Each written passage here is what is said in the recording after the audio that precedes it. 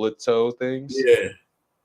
And I was like, why? Who's buying this? But then I remembered everybody just like Puma because they just collab with everybody. Yes.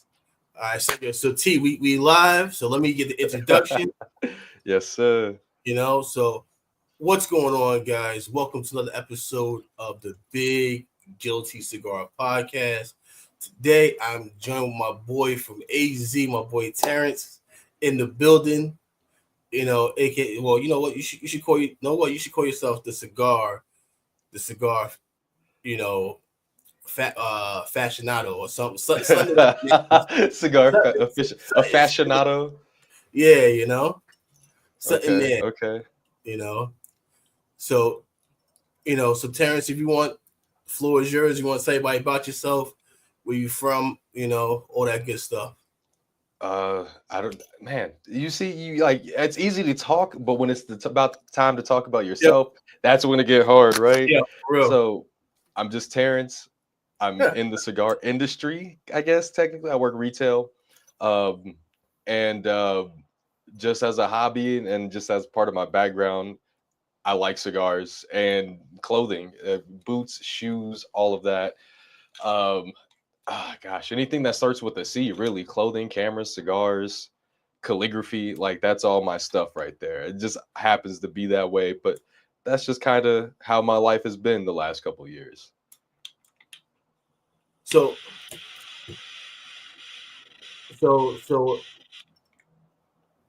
before we got on, we were gonna talk about how you got the cigars, but you said, you know what, you were saying that we gotta start off with the clothing first, then it'll lead to the cigars.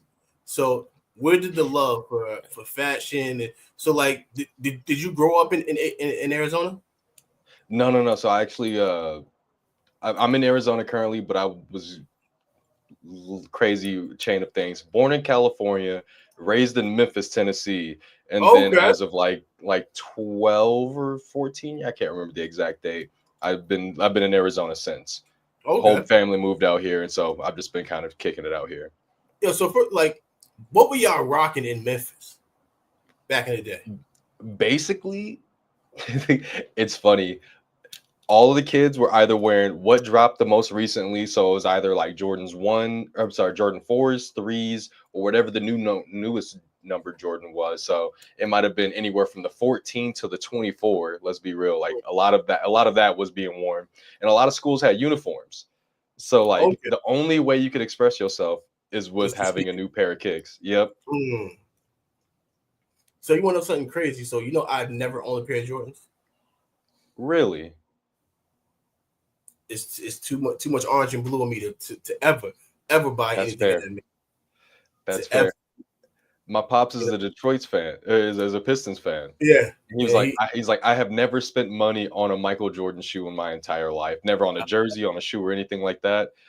And for his 45th birthday, I got him a pair of Jordans just because it's Oh, his favorite number, and just because it was the U of M colorway. And he was like, I didn't spend money on it, so I'll wear them. so I would say this. It's one of those things where the only Jordans I ever wanted was those Eddie Jones Jumpman. Yeah. Yeah. Those were the only Yeah. Jordans I ever wanted. And I was almost like I was this close to like begging my dad to get them, and then I was like, no, I can't do it. I cannot do it. So like my brother, when my son was first born, and I'm heading to the hospital, he beat me there. So he beat me there because I overslept. So I returned back to the hospital, and next thing you know, my son is rocking a Jordan onesie with the little fucking Jordan booties. Oh, I was so pissed. Oh man, I would have been so delicate trying to take the onesie off. Yeah, Just right. Never. 914 always in the motherfucking house all day. Shouts out Mum Ra, yes sir. Yeah. Like that's the thing. It was, for me, like I always wanted a pair of Ewings. That's Mm-hmm. what I wanted. But my dad couldn't see himself spending, 150. Well, I think back then it was like 110 on a pair of Ewings that he knew that I was gonna destroy in about 2 weeks. Mm-hmm. Because like I ran through sneakers like water. Even today, I still run through sneakers like nothing. Like my brothers, he always kept like his sneakers like toothbrush, clean them. Me, I was like, Put oh, them fuck. back in the box with the paper Yeah, and all that. nope, I mean, not that's me. that's how I brought some out today. I all my shoes, or good 40 to 50% of my shoes, still got the boxes, still got the Mm, original receipt and stuff like that.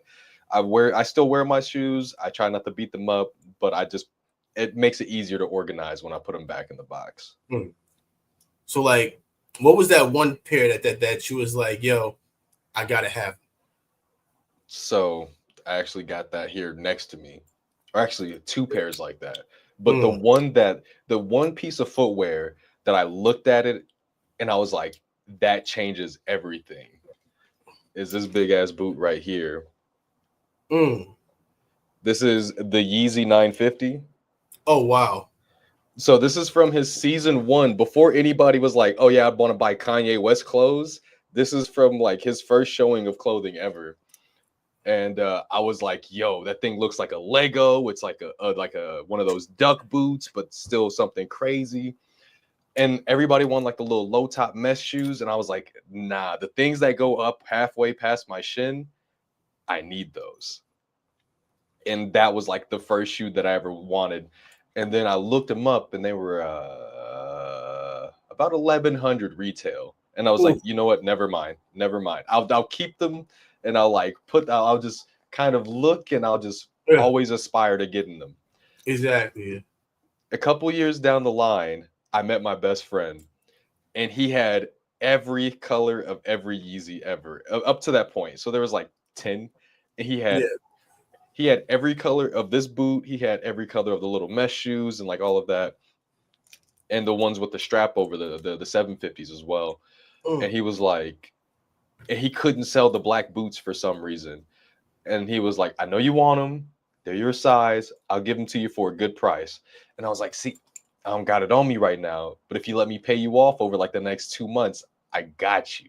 yeah, He was like, yeah, he's like fell into some hard times, and that initial like payment was gonna get him out of the hard time. So he's like, yeah, all right, I'll do that. yeah. So I paid him a good amount of money first up, and then every time I got like tips or got a paycheck, I would take money out of the bank and drop it off to him. And I ended up paying the boots off after like a month and a half because I just really Nice. wanted them. And like it was basically like the brotherhood of the boots, because even to this day he could hit me up and be like, "Yo, I want to borrow those for a photo shoot," and I was like, "Yeah, go for it." Nice. It's the crazy thing is the fact of how, because many artists and rappers and they've all tried to get into the sneaker game because like Reebok, when they first started off, they started off with Run uh DMC. Run DMC, but then they had I'm talking about 2000s, like the Okay, okay.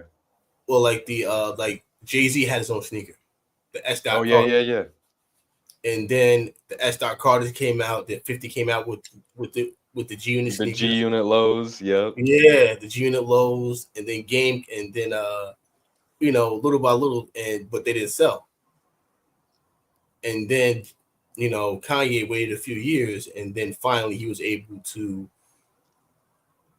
Well, I think Kanye just has a cult following. Oh yeah. He was able to come out with his out from he's down with Adidas or Reebok. He's down with Adidas, right? Yeah, or at least was, because he started Yeah. off with two shoes with Nike, the big weird dinosaur back joints. Okay, He yeah. had, so he had, again, he has like the Kanye West needs to be studied because this man has been a fashion icon. He has his own Bapesta. Before he ever had a shoe with anybody else, he had a Bapesta, and it has the college dropout bear on it. That's That shoes, insane. I've seen that shoe go anywhere from $10,000 to $25,000 That's insane. And for a Bapesta, which is a patent leather knockoff of an Air Force One. He has his own Bapesta. And wow. then he was known as the Louis Vuitton Don. And you can look this up. It's called the Louis Vuitton Jasper. And he had 2 or 3 exclusive colorways of that. It's like a pink and gray, a brown, and an all black. And those I have not seen anywhere under about 10K either. And then eventually he was able to work with Nike because I think it was one of his VMA performances. He had an all black pair on. That shoe just actually sold for, I think it was $1 million at auction. It was like $1.1 million at auction because it was an actual worn pair by Kanye West. There was a Yeezy, they called Yeezy One and or Air Yeezy One, Air Yeezy Two, and that was an Air Yeezy One prototype. So he had a couple of those sneakers with Nike. He said, "F you guys are trying to limit me. I want to make as many shoes as I possibly want." And that's when the whole thing with Adidas came around, and then that's when just everything went crazy after that. Wow. You know what the crazy thing about, when it comes to Adidas and the way that, well, not Adidas, but just how Kanye, and he opened the door for other people because Travis Scott was able to come out with his, Yes. With the Cactus Jacks, and when those first came out, like you got, if you was able to get them, you was moving them for $750. Oh yeah, I flipped a pair. That was one shoe I hit on, and I flipped a pair. Like, okay, so I didn't exactly hit it. I was on OfferUp the day that they dropped, and somebody was like, "Yo, I got them, $300." What? And I was like, "Yeah." Threw him the 3 bones, and then later that week, $750, or yeah, it was like $740 or something like that. Like, wow, easy work. Like, but and I think he only came out with like 7-8 pairs, and then Nike kind of ended the collab. Yeah, they're still coming out with things and re-releasing some things. That whole Astro World incident with the when the people were jumping off that kind of made things a little bit tough. He had to lay low, but they just came out with a couple more pairs like a month or two ago. Those are only going for a couple $100, but still a Travis Scott backward swoosh is still cool. And when you really think about just how it was like a boom, because their sneakers are like the stock market. They go up, they go down.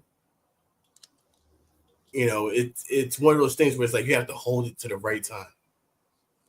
And then and if you hold them too long, you're basically stuck with it. Right. It's always a bubble. It always pops. And that's kind of why I had to stop like following the hype and only buying the things that I truly wanted, because it could be a money sink, right? Like kind of like almost any hobby or lifestyle. You can sit there and you're like, bro, I'm gonna buy every color of Air More Up Tempos, and you're never gonna make money on those. The ones where it says Air real big on the side. Yeah.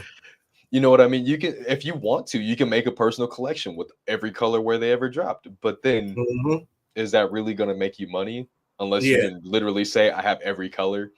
And so like you just got to know that sometimes it's an investment, but only if you're not scared with your money, because you know what they say, scared money don't make none at all. And because like, but even now, like Supreme is still always flippable. Like it's funny, I was coming up around the time it got hot again, because Supreme came out in 93, and it was a like little low key and stuff like that. Then celebrities, rappers, models, they all start wearing it, and people were like, "Yo, what's that red logo on your Supreme? What's that?" And then it was just like a hush hush, if you know kind of thing. By the time I was in school, Complex was standing at the line at the Supreme store, and they're like, "Yo, why is everybody here on a Thursday morning and why is this line 2 miles long? And they're like, Mm-hmm. we waiting on the Supreme drop. We gonna buy this and then walk to the back of the line and sell this for 4 times more than what it was. Exactly. And people were like, what is that? And so then people would just go online, buy up Supreme. And then a couple years after that, people were like, Supreme is dead. Nobody wears that, yada, yada, yada. But you still go on the website and couldn't buy anything because everybody was buying it all up same time. So Uh-huh. it's just like I don't know. I don't listen to trends. I don't listen to any of those forecasters and stuff like that. I just know what I enjoy, but I still keep an eye on it because it's always still fascinating to me. So like, all right. So Ben actually has an interesting thing when he says like about the humidity of the sneakers, because like, you know, you see certain Jordans, they turn yellow, Mm-hmm. like the white will turn yellow on.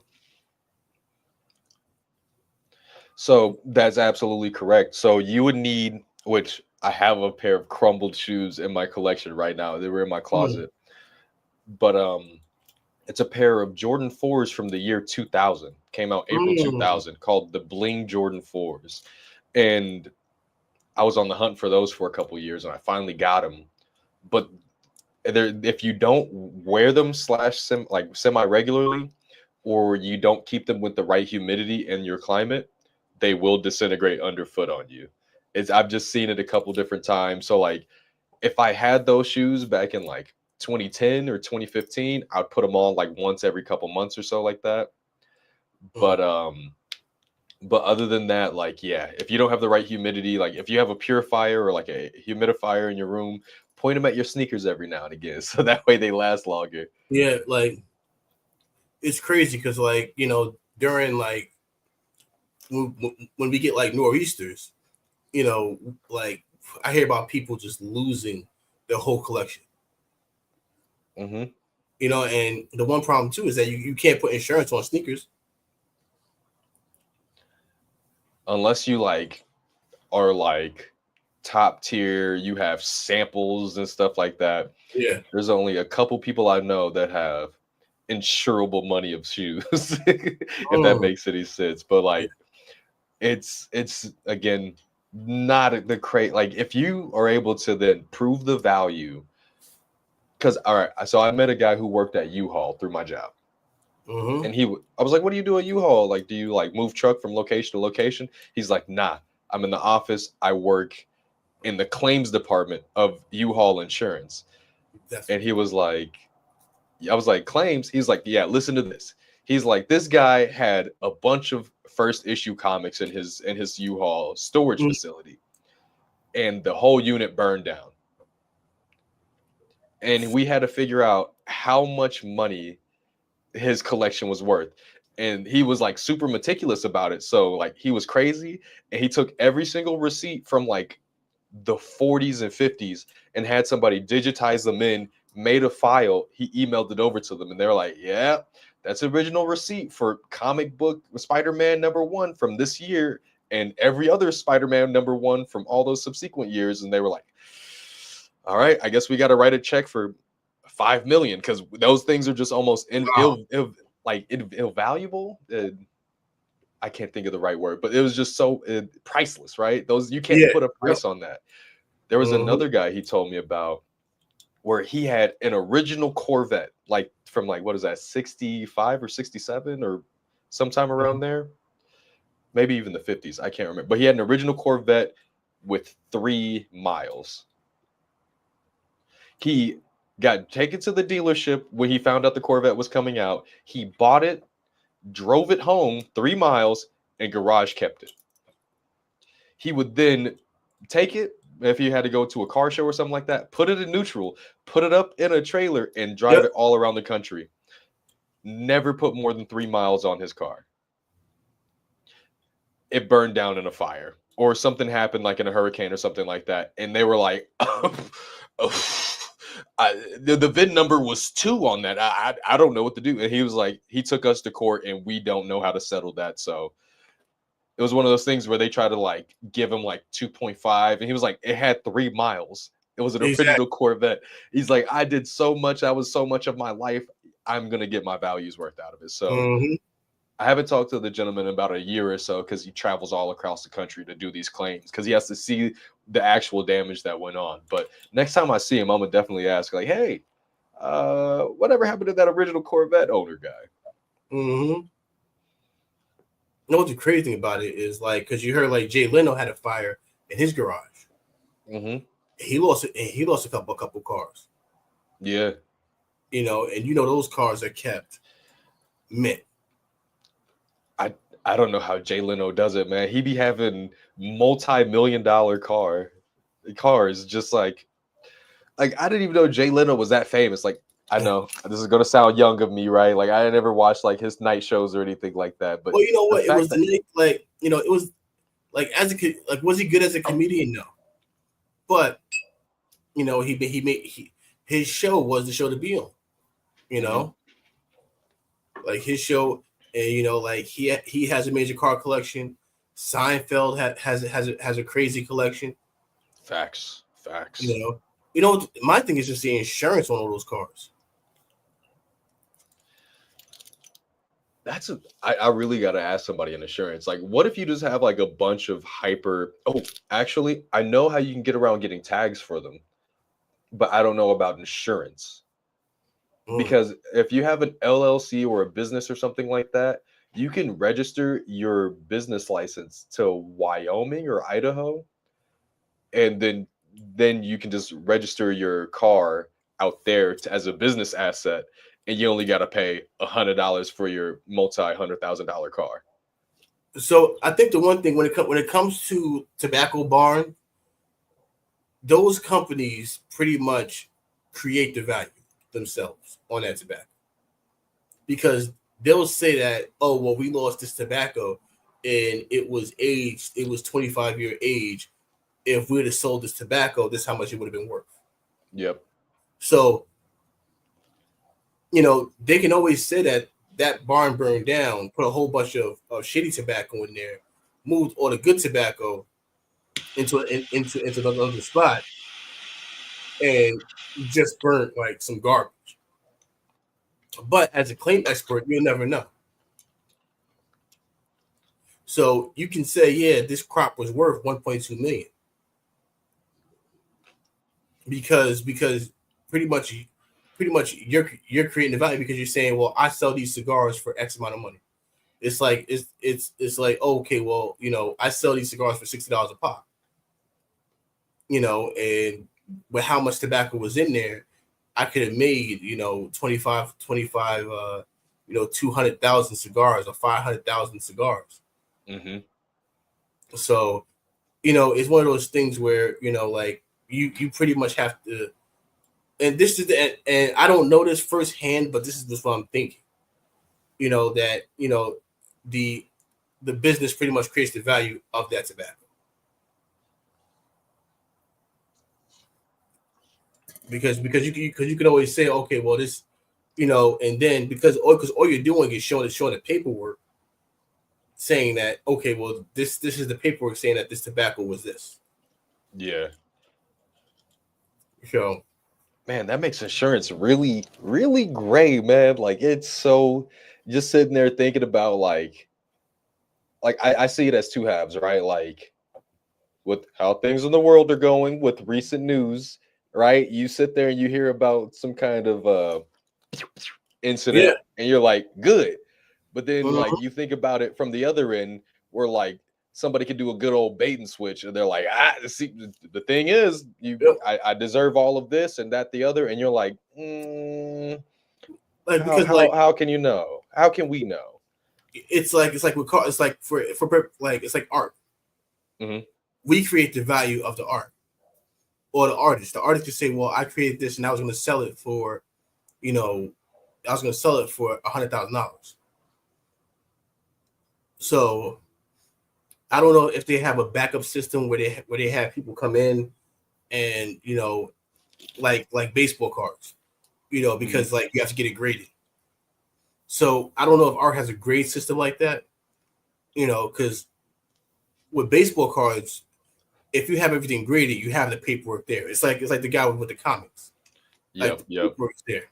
So I think it's the same thing with tobacco. If as long as you have that paperwork, You can say whatever. You're like, this is all this Viso, this is all Yeah. that, this is all Yep. from Condega. Like, Yeah, y'all got to exactly. give me something. You got to have that documentation behind it. So it's all about paperwork because like we're starting. To mess this Are up. you reading Mike's? Yeah, yeah. Mike is such an ass. Oh Yeah. man, he talking his Listen, shit first of right all, now. Mike, every podcast I do is worth the watch. All right, let's get that straight. All right, every podcast I do is worth the watch.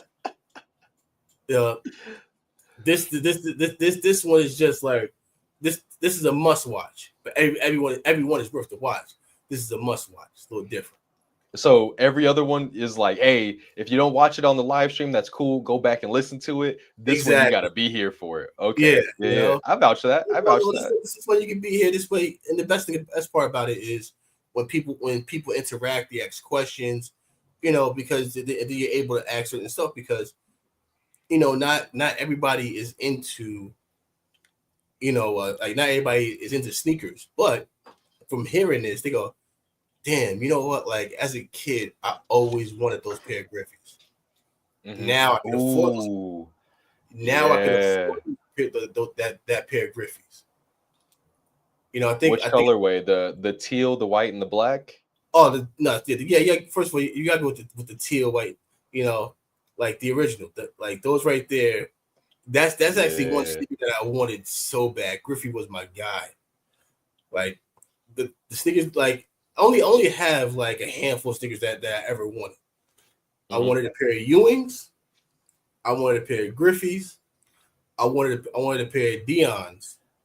Ooh, prime time. Yeah, Prime, yeah. yeah. I wanted a pair of Dion's, and then of course like those Jumpman, Hmm. the Eddie Jones Jumpman. Actually, the original Swingman.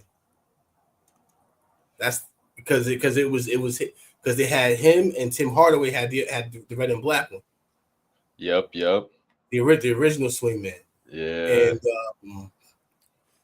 I'm trying to think of like one other sneaker that I know what the Galaxy phones. Bro. Yo, The my cousin got me into phone posits. Yo, he had every pair of phone posits because like he had to connect over at Foot Locker. His Mhm. boy worked at Foot Locker, so his boy will always take a box, put it to the side for him.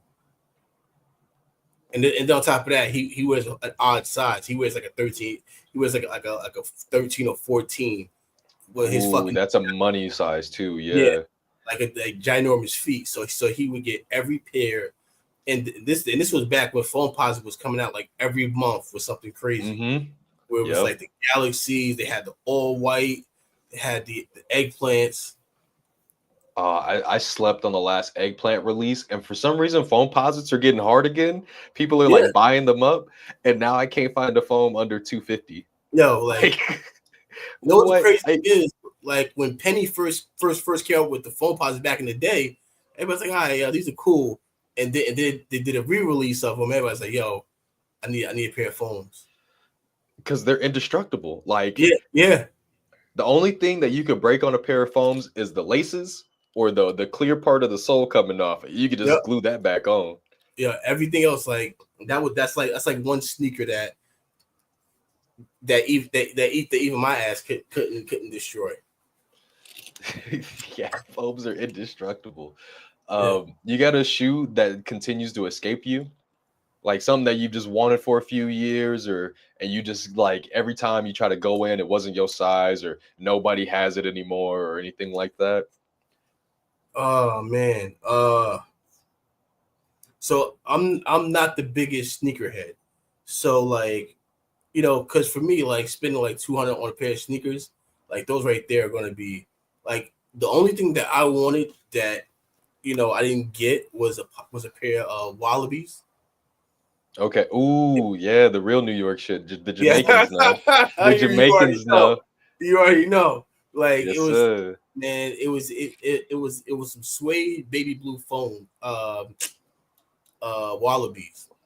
And I was Okay. like, yeah, I'm like, yo, when I start working, I'm gonna get those. I can just never find them nowhere. Oh man, I got a. But I had This is. I've had other pair of wallabies. I've had like beige, Mhm. black, you know, and but like those blue ones just hit to me just hit different.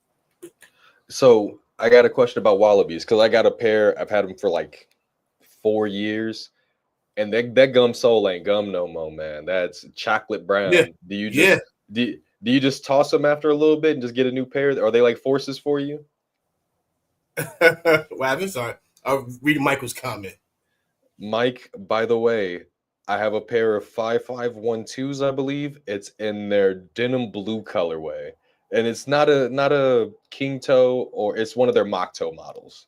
That's my favorite Red Wing outside of the Klondike black ones. Ah, you know what? I was never a Clark's guy. I was never a Clark's guy, man. I I was could the always. desert boot don't look cool to me, the wallabies and the high or the low tops, but Mhm. only if you like but like only like I saw somebody wear the low tops super cool a few years back where they would just step on the back like a pair of house shoes Yeah. and make it kind of look like a loafer or some kind of slipper, and I was like that's tight. Like you doing is something different. But You like know, I wear them every now and again and I just don't think they're that comfortable. but so like the problem with Clark's was like all the Jamaicans in my school wore Clark's. Mhm. You know. Real bad man thing, you know? Yeah, exactly. Yeah. Oh man, yo, Penny, yeah, like that was like when Penny first came out with the phone posit. You know what's crazy? Like, so I remember it was WrestleMania one year, and Shaq's big ass came out. Oh, is that the? No, no. I'm sorry. I'm thinking of the year that Mayweather fought the Big Show. Yeah, no, so Shaq's big ass came out, but Shaq he rocks his sneakers, hmm and I remember he had on. They were ugly as fuck, but I was like, you know what, like those are like some WrestleMania exclusives. So they were black and white, and they were just like little like diamonds going around throughout the shoe. That's kind of cool. Yeah, So I was like, damn. I'm like, how can I find these goddamn Shacks? And like so, of course, like the only place you can get Shacks is at Walmart. hmm So I'm going around Walmart looking for Shacks. You know what? You know what? Like those, and back in the day, you know what I wanted to? Those goddamn N1 slip-ons. Yo, yes, I know exactly what you're talking about. Like Yes. childhood memory just popped up. Like Yes. yes, I'm gonna go on eBay right now and get a save search for that because Yo, for I'm real. gonna find some. Yo, it's What size crazy. shoe are you in? I'm a nine. I'm a 9.5. Hold on, hold on. Oh no, it's all right. Yeah, I'll call it back in a second. Oh Yeah, man, man. they show me all the new and ones. Oh nah, Yeah, the red, black, and white color right here. yeah. But listen, like first of all, like, I'm pretty sure B. Well, they both go by B. Brian and my boy Mumra. Like you had to have a pair of N1 Olas. Mm-hmm. Yeah, had to have it. My pops put me on. He had like 5 or 6 mixtapes, man. Like Yo, so as a kid, Saturday mornings were like the craziest thing. Cause so like we'd hang out Friday night after he got off work. He would take me to Blockbuster. mm, He'd pick up the new episode of The Sopranos and pick out a movie for me to watch. The next day, or we fall asleep watching the kids movie. The next day I wake up to The Sopranos. Like yeah. again, I'm like 6 or 7. Like I should not be watching The Sopranos, but Mhm. he's like, it's my show. Don't talk to me. Don't repeat none of the words you Yeah. heard, and we gonna have a good time. And he'd make me I tell you toast for this. strudels. I watched one episode of Oz hmm I watched one episode of Oz as a kid, and it changed my life. I said I'm never going to jail. It was one episode of Oz where dude got raped, and hmm after that they're calling him Doodoo Maker.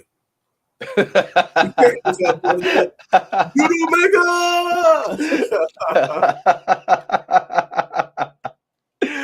I Oh said, man. I'm never going to jail. I said, that right there was scared straight. I said, I'm never watching Oz again. Facts, man. But Yo, also, like, after we watched the Sopranos episode, then we'd go watch, like, he had boxing fights on VHS. He had and one fight and one mixtapes and all of that. Like, see, we would spend all day Saturday just kicking it. you know what the funny thing is? If this is how you fix the NBA, you let the but I don't think the only ones that got handled and they could do it is probably just John Morant and probably Ja and Kyrie. Okay. Like, I would put if you've been watching this season, what's the dude from the Hawks, the one with the terrible hairline? oh, Trey Young, Trey Young. his handle ain't that nice. His handle ain't that. Okay, he's more of a shooter than handles. Yeah, You're right. You're yeah. right. You're right. His handle like Kyrie will have you was like back in the day when we were growing up, like point guards had handle, like and they were able to carry. Like you had Iverson, you had Oh my gosh, yes. Iverson, you had Steve Francis, you had Marbury. You know, Even like Steve Nash. I know that's still a little later than all of that. Steve Nash was doing some crazy things. Put you on skates. You know, speaking of Marbury, man, I had every pair of Starberries. I wish I could get a pair of Starberries. Yo, you know who you probably got to hit up for a pair of those? EKB. Bro, in Japan, they keep everything pristine. He got a pair of Grant Hills recently, and he posted it on Instagram or on YouTube or something like that. Oh, and it was a pair of Grant Hills. He had some Grant Hills that they posted. They were like up for like $120 when you converted the yen to. I was like, "Hey, yo, can I proxy some?" He's like, "We'll talk about it later." Yeah, for real. I ain't never get back to him. We ain't never messaged each other, but like they had Grant Hills. Like they don't even make those anymore. Fila calls them the 96 now because Grant Hill doesn't even have a signature with with Fila anymore. But like they had them for $120. I was like, yo, that's when Fila was popping. Mm-hmm. You know, like Fila had some. They had him. They had Jamal Mashburn was down with Fila. You know, like back that was that was an era or the East Bay magazine. Ooh, yeah. I used to sit there with the East Bay magazine or the Foot Locker magazine, and I'd flip through looking at things, and I would circle them. And I was like, that's the one I want. I was like, black cement threes, circle. Like, yeah, man. Those East Bay magazines were so like we would go to school. We would go to school, be at the lunch table, just like, look at these. And of course, like you always got the one kid, who parents got a little bit of money, and he was like, oh, everybody like these.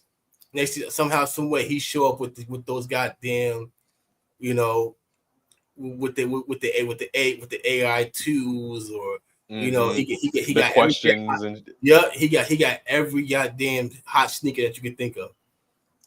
I knew somebody like that back in high school, and he used to piss me off. So like, by the time I was in school, we didn't have magazines. You know what I mean? Like print publication just hasn't been the same for a while. But we'd be on Instagram and we'd be like, yo, what shoes is bro wearing? And we would try to like figure out how to like figure stuff out like that. And we'd figure it out and we talk about it for a couple days. A week later goes by.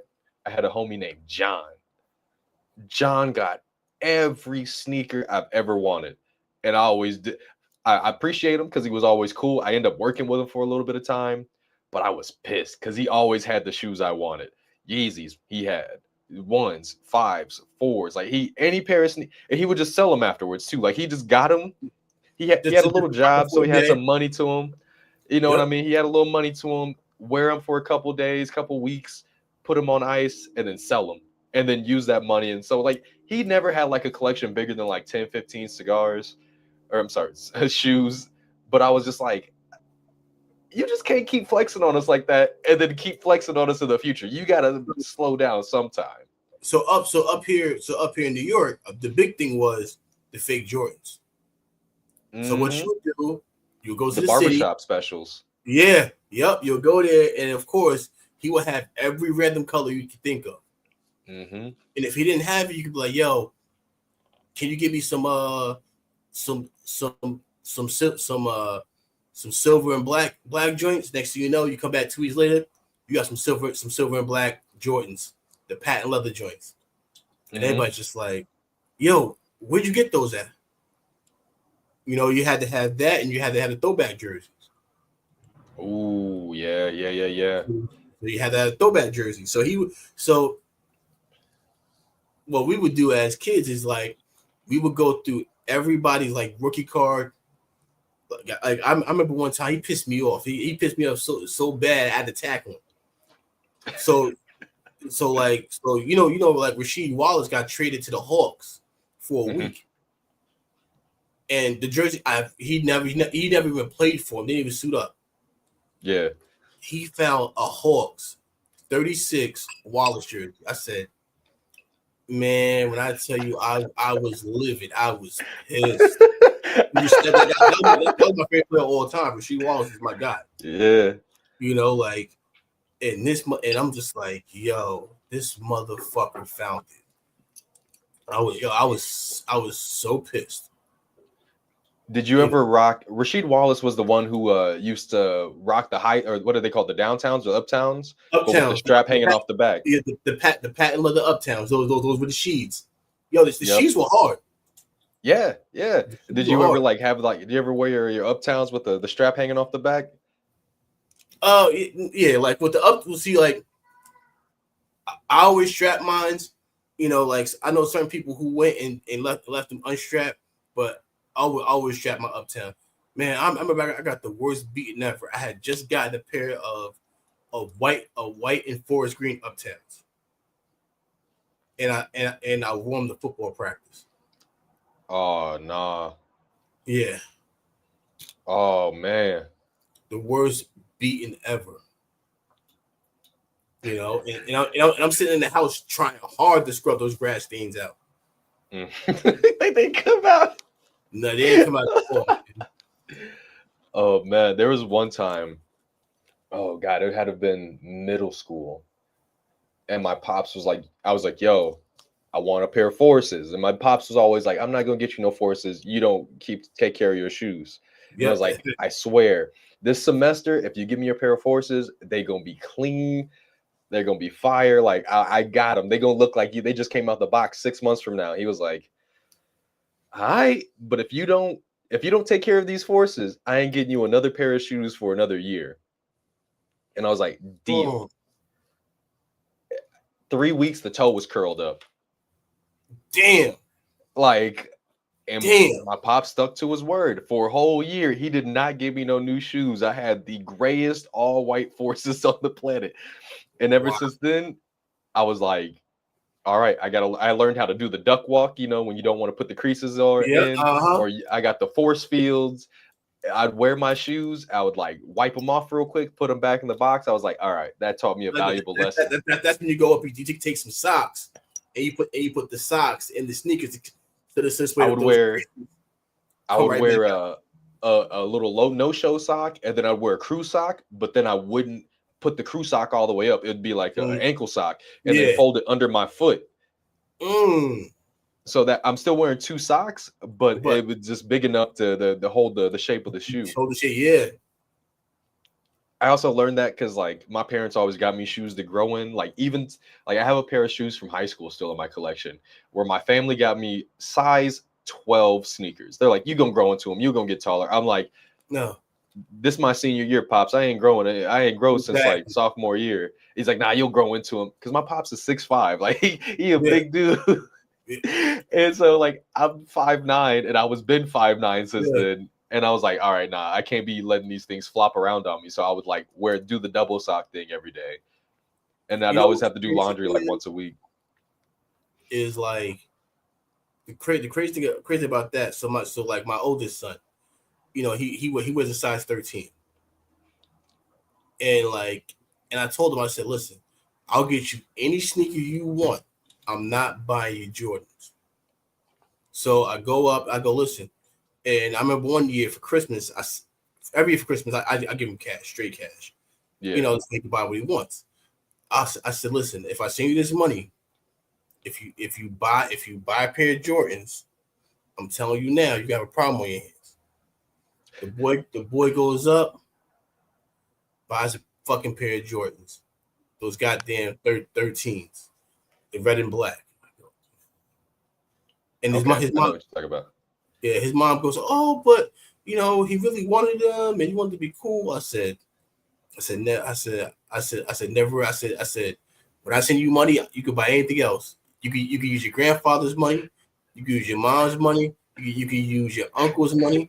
Do not use my money. Motherfucking sneakers. Like that's kind of like the reverse of what I did for my pops. Where like again, he was a Bad Boys Pistons fan, so he was like, I'm never buying a pair of Jordans. Yep, But then never. I bought him the U of M joints because they're sponsored by Nike and Jordan. So I was like, it's a new Jordan. It's got your team's logo on it. Like, come on, you can rep on this and you can step on Ohio State jerseys with this. Like, come on. And like he was like so torn about it. And then now I also have a little brother. He has another son who's about 20 years younger than me. Yeah. And we would take, like, when he was like 2 or 3, we'd take him to shoe stores and we were like, which ones do you like? And he would always point at the Jordans. And he was like, he'd look at me and I was like, I got it. So yeah, I would I'd swipe my card so the money came out of my account and then he would cash at me the money for the shoes because he didn't want his money to directly pay for the Jordans. Yo, listen, I'm 150% with your dad. I get it.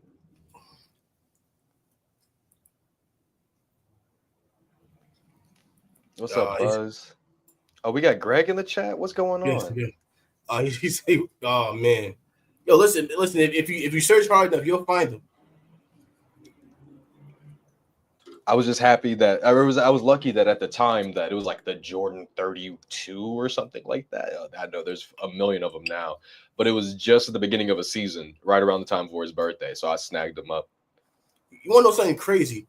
Jordan hasn't came out with no good sneaker after the 13. Mm-hmm. Everything after 13 is ass. Yep. Well, I got to disagree on you. I got to disagree. 14s is what he shot his last shot in. So those get a pass for a lot of people. 15s are underrated, bro. Those are the ones with the little, like, they look like the boats with the tongue lick, and it has the hit with the tongue because he'd stick his tongue out with dunking on people. I shit you not, that is the best sneaker boot other than like the ACGs and the polo boots. Like, those are a banger sneaker boot. They keep your foot warm, they keep them dry. I dig them. The 18s were the one with the weird flap on the front to cover up everything. Those is hard. And I must say the 17s and the 18s are like really cool. And the 23s were magical. Those came out when I was in elementary school.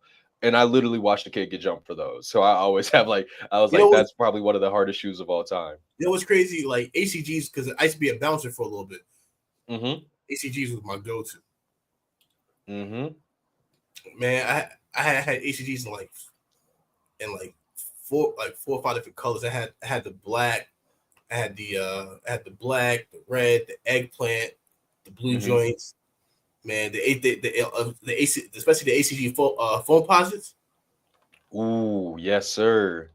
Yes, sir. Oh my gosh, yes. Speaking about ACG, I can make a segue to another shoe real quick. Go for it. So one of the creative designers for ACG ended up leaving, and he still does collaborations with Nike, but he created his own brand called Acronym, where he got, like, you can't find anything from that brand for under $1,000. His jackets are multiple thousands of dollars. His pants are like $1,000, but like they're some of the most technical gear. Like, you can wear those hiking.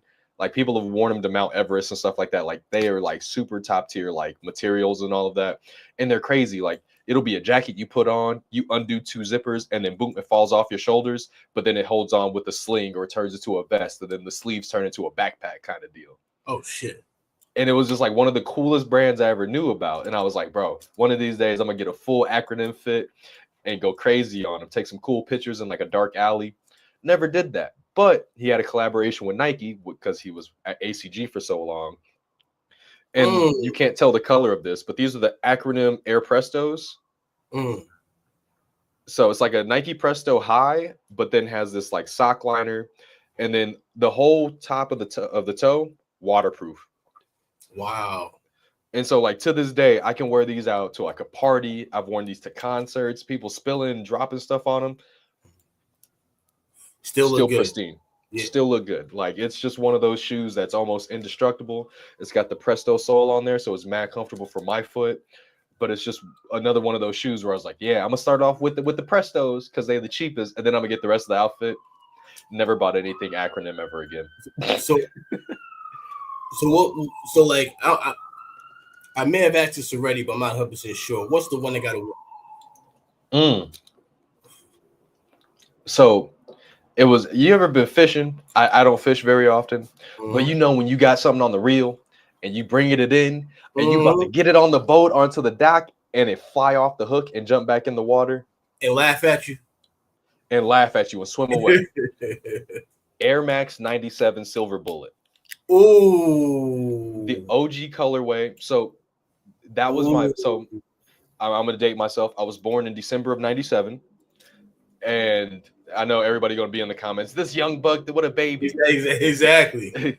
You know what I mean? But I rep my 97. But the first pair of shoes I ever had when I was like an infant, my mom somebody gave my mom one of those little like onesie packs with the booties, but also came with a pair of hard bottom 97s with the silver and the red swoosh.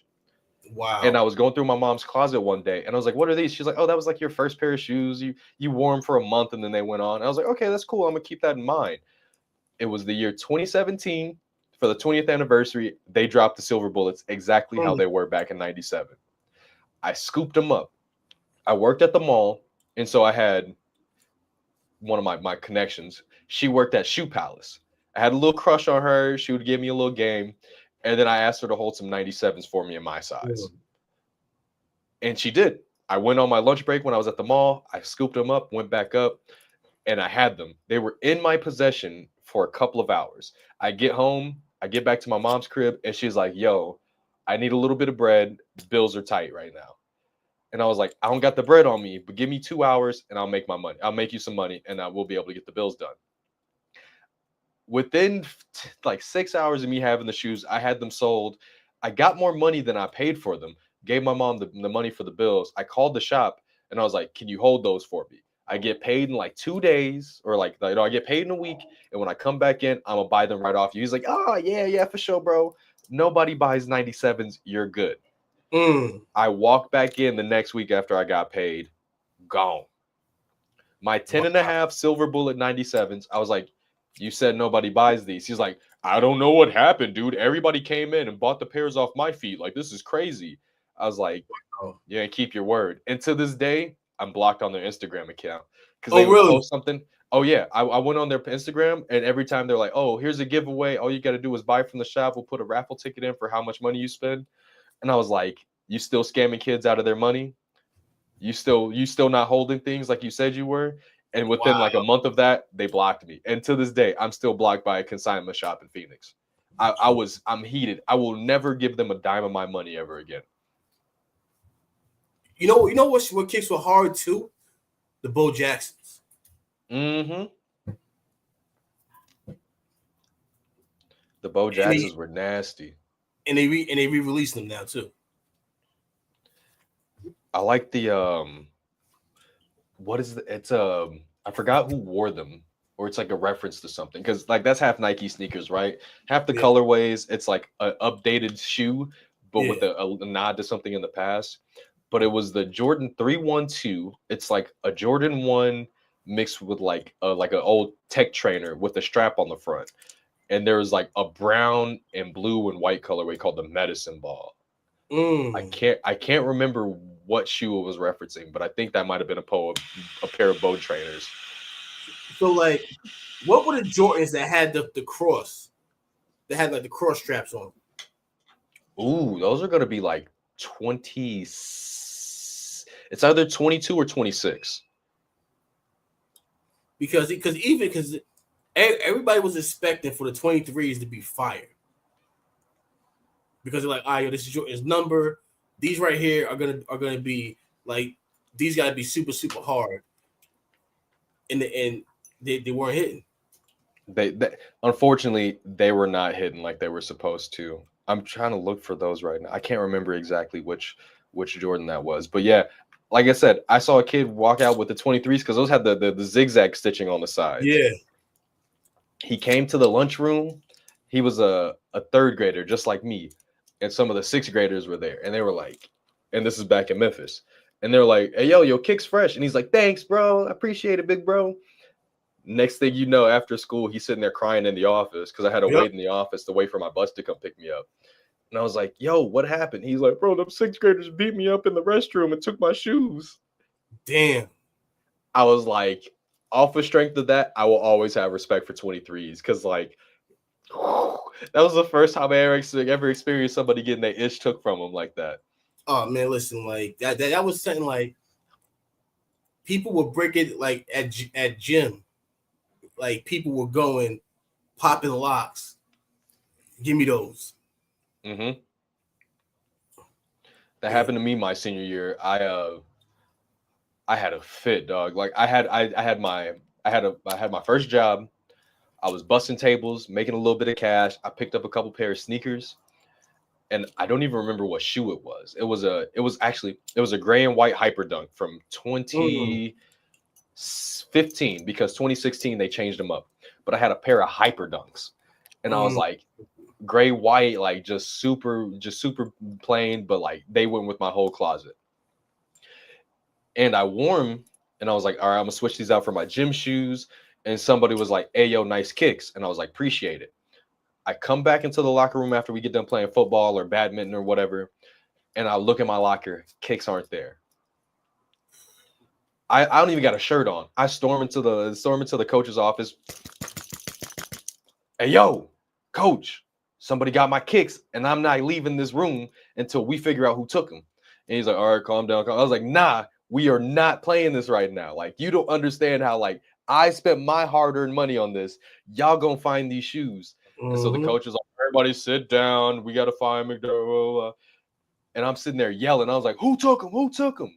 Eventually, whoever had them in the locker room stashed them under the bench, like the cement bench. And I was like, "What's that? Who got shoes under the bench? Let me see." I storm over there and I snag them. They were my shoes. Wow. To this day, I asked like everybody who was in that class that I was cool with. I was like, "Did you see who put them under there? Do you know who went in my locker?" They're like, "I really didn't see, bro. Like by the time the coaches came up, I didn't know where they was at. I didn't know who took them." But I was like, I was not playing. I was ready to those raise some cane. Like, you know, like before the show, we were talking about the Kobe's. Mm-hmm. You know what? Yo, like from 2000 to 05, we had some nasty kicks. Hey, like the Dada spinners. Oh. Like, because the Kobe joints had the zip up, had the zipper. Even Jordan had a pair of joints you zip up. Yep. Nasty work. Nasty work. Nasty. You know, I'm trying to think of some of those. I can't think of anything off the top of my head that I just look back now and I just shake my head. Like I'm one of those people where like I have previous style phases that I don't look back and cringe. I was like, it was of the time. So like that's how I kind of not ego death, but I just like, hey, I was trendy for the time. Yeah, it's not fashionable now, but it was fun. They tried them because the thing was like, because like Adidas was trying everything to compete with Nike. Only thing they could sell was shell toes and T-Max. Yeah. Mm-hmm. The T-Max was hard. T-Max was crazy. The 1, the 2, and the 3. T-Max were fire. You know, and then you know, and then you had that like the Iversons were fire. Mm-hmm. And those are Reebok, but technically Reebok is now a subsidiary of Adidas. So, well, apparently, like they're brothers. They just beef with each other. So actually, that's Adidas and Puma. Oh, okay, okay. So Adidas was made by a German in the Mhm. 1940s. You know where I'm going with this. His name was Adi Dassler. Oh, wow. And I forgot his brother's name, but he went off to make Puma. Puma, And yeah. then I think down the line there was another guy who made Reebok, but then they were like, they made similar shoes, Adidas and Puma, or I'm sorry, Reebok, and that's why they started beefing. Mm. But then eventually Adidas started just making more money, and they were like, everything you own is ours. We're gonna make money off you now because Adidas just got bigger than them. Wow. That's the most that's like the craziest thing when it comes to, like, because like sneakers, like it's like Bathing the Apes were popping for a minute. Well, Mm-hmm. Bathing is still popping because it's the price point, because you're not getting a pair of Bathing the Apes for under $300. Nope. Even if you go to like to Japan and get a new pair, 260 with conversion, so still $300 for a Yeah, brand new pair of patent leathers. like Bathing the Ape, like that for a T-shirt, anything Bathing the Apes, it was gonna cost you bread. Which have you heard about the creator of Bathing Ape? He has a Nike collab coming out. Really? All right, so it's funny. This tells you how much of a villain this guy is. I don't know his last name. A lot of people don't. His name is Nigo, Nigo. He was cool with all the Japanese like fashion guys and all of that. Mm-hmm. He opened a store out in Japan in Harajuku, and he was like sitting there watching the Planet of the Apes with his homie. And there's a line that says a bathing ape in lukewarm water, which Mm. means if you're sitting in your bathwater so long and it turns lukewarm or cold, you ain't in there doing there what you're supposed to do. You're overindulging. Hurry up and get your business done.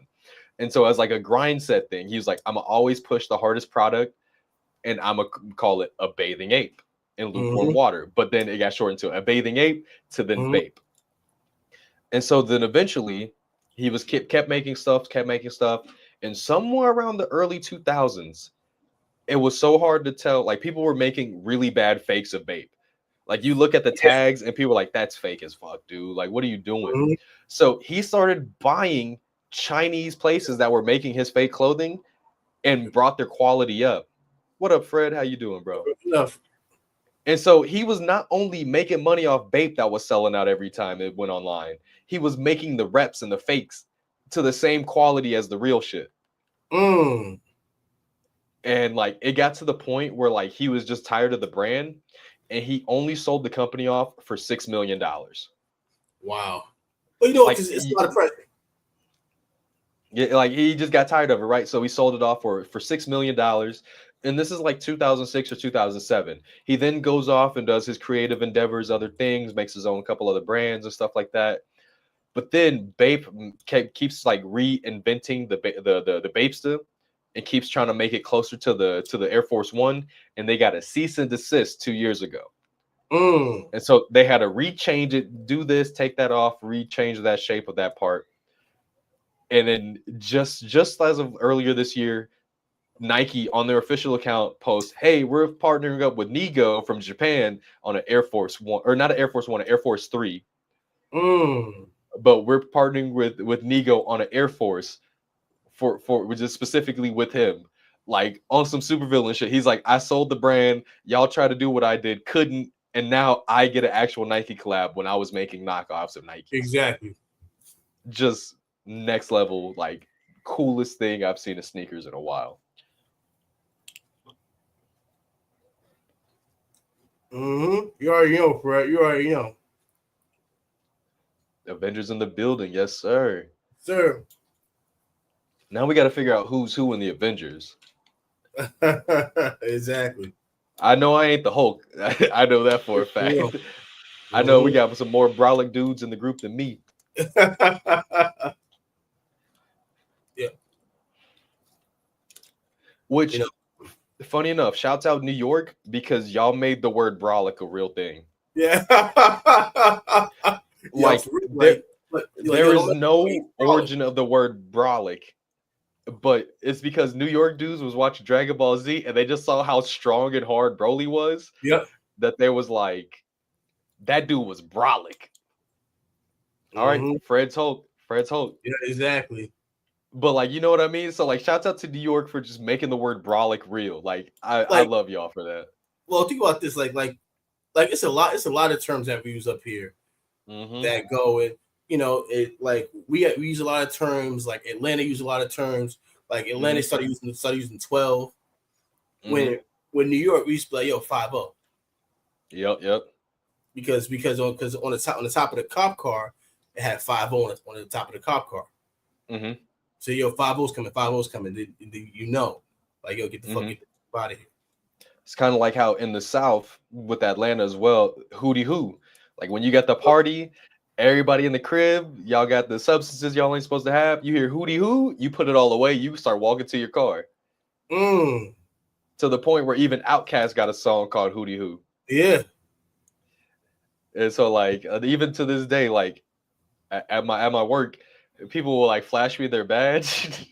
Mostly because they want a first responder discount, right? Yeah, Like, nothing. Like it's crazy. Like being in this industry, I'm okay with cops because like they just want cigars just like anybody else. exactly. And so I walk in the back and I'm like, hootie hoo, and they're like, why do you do that? I was like, oh, he was a police officer. I gave him his first responder, and they're like, and I play them the song, and they're like, oh, okay. Yeah. Oh, Oh damn. yeah, Woody Woo me boxing. You see, okay. like back in the day, it like we shooting the one. Like Run a fade, run yeah. ones, yeah, But fade is new. yeah. Like fade is new. Like and like up here, like certain things meant like, all right, it's about to go down. Like Mm-hmm. you're across the line, because because people hear all the time, DMX tells somebody, yo, suck my, you know, and Yep. and yeah, catch a square. Mm-hmm. Like if somebody invites you there, then you got to like in the words of Troy Terrain, also known as Star from Starbuck a while back in the day, you got to throw up your dick beaters.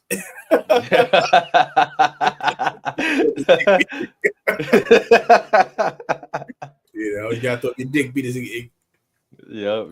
get it popping. So like and another thing, like yo, pop off. Like Mm-hmm. if you heard somebody say pop, so pop off. Then what you want to do? Yep. Pop off. But like pop off was that up here. That was a blood term.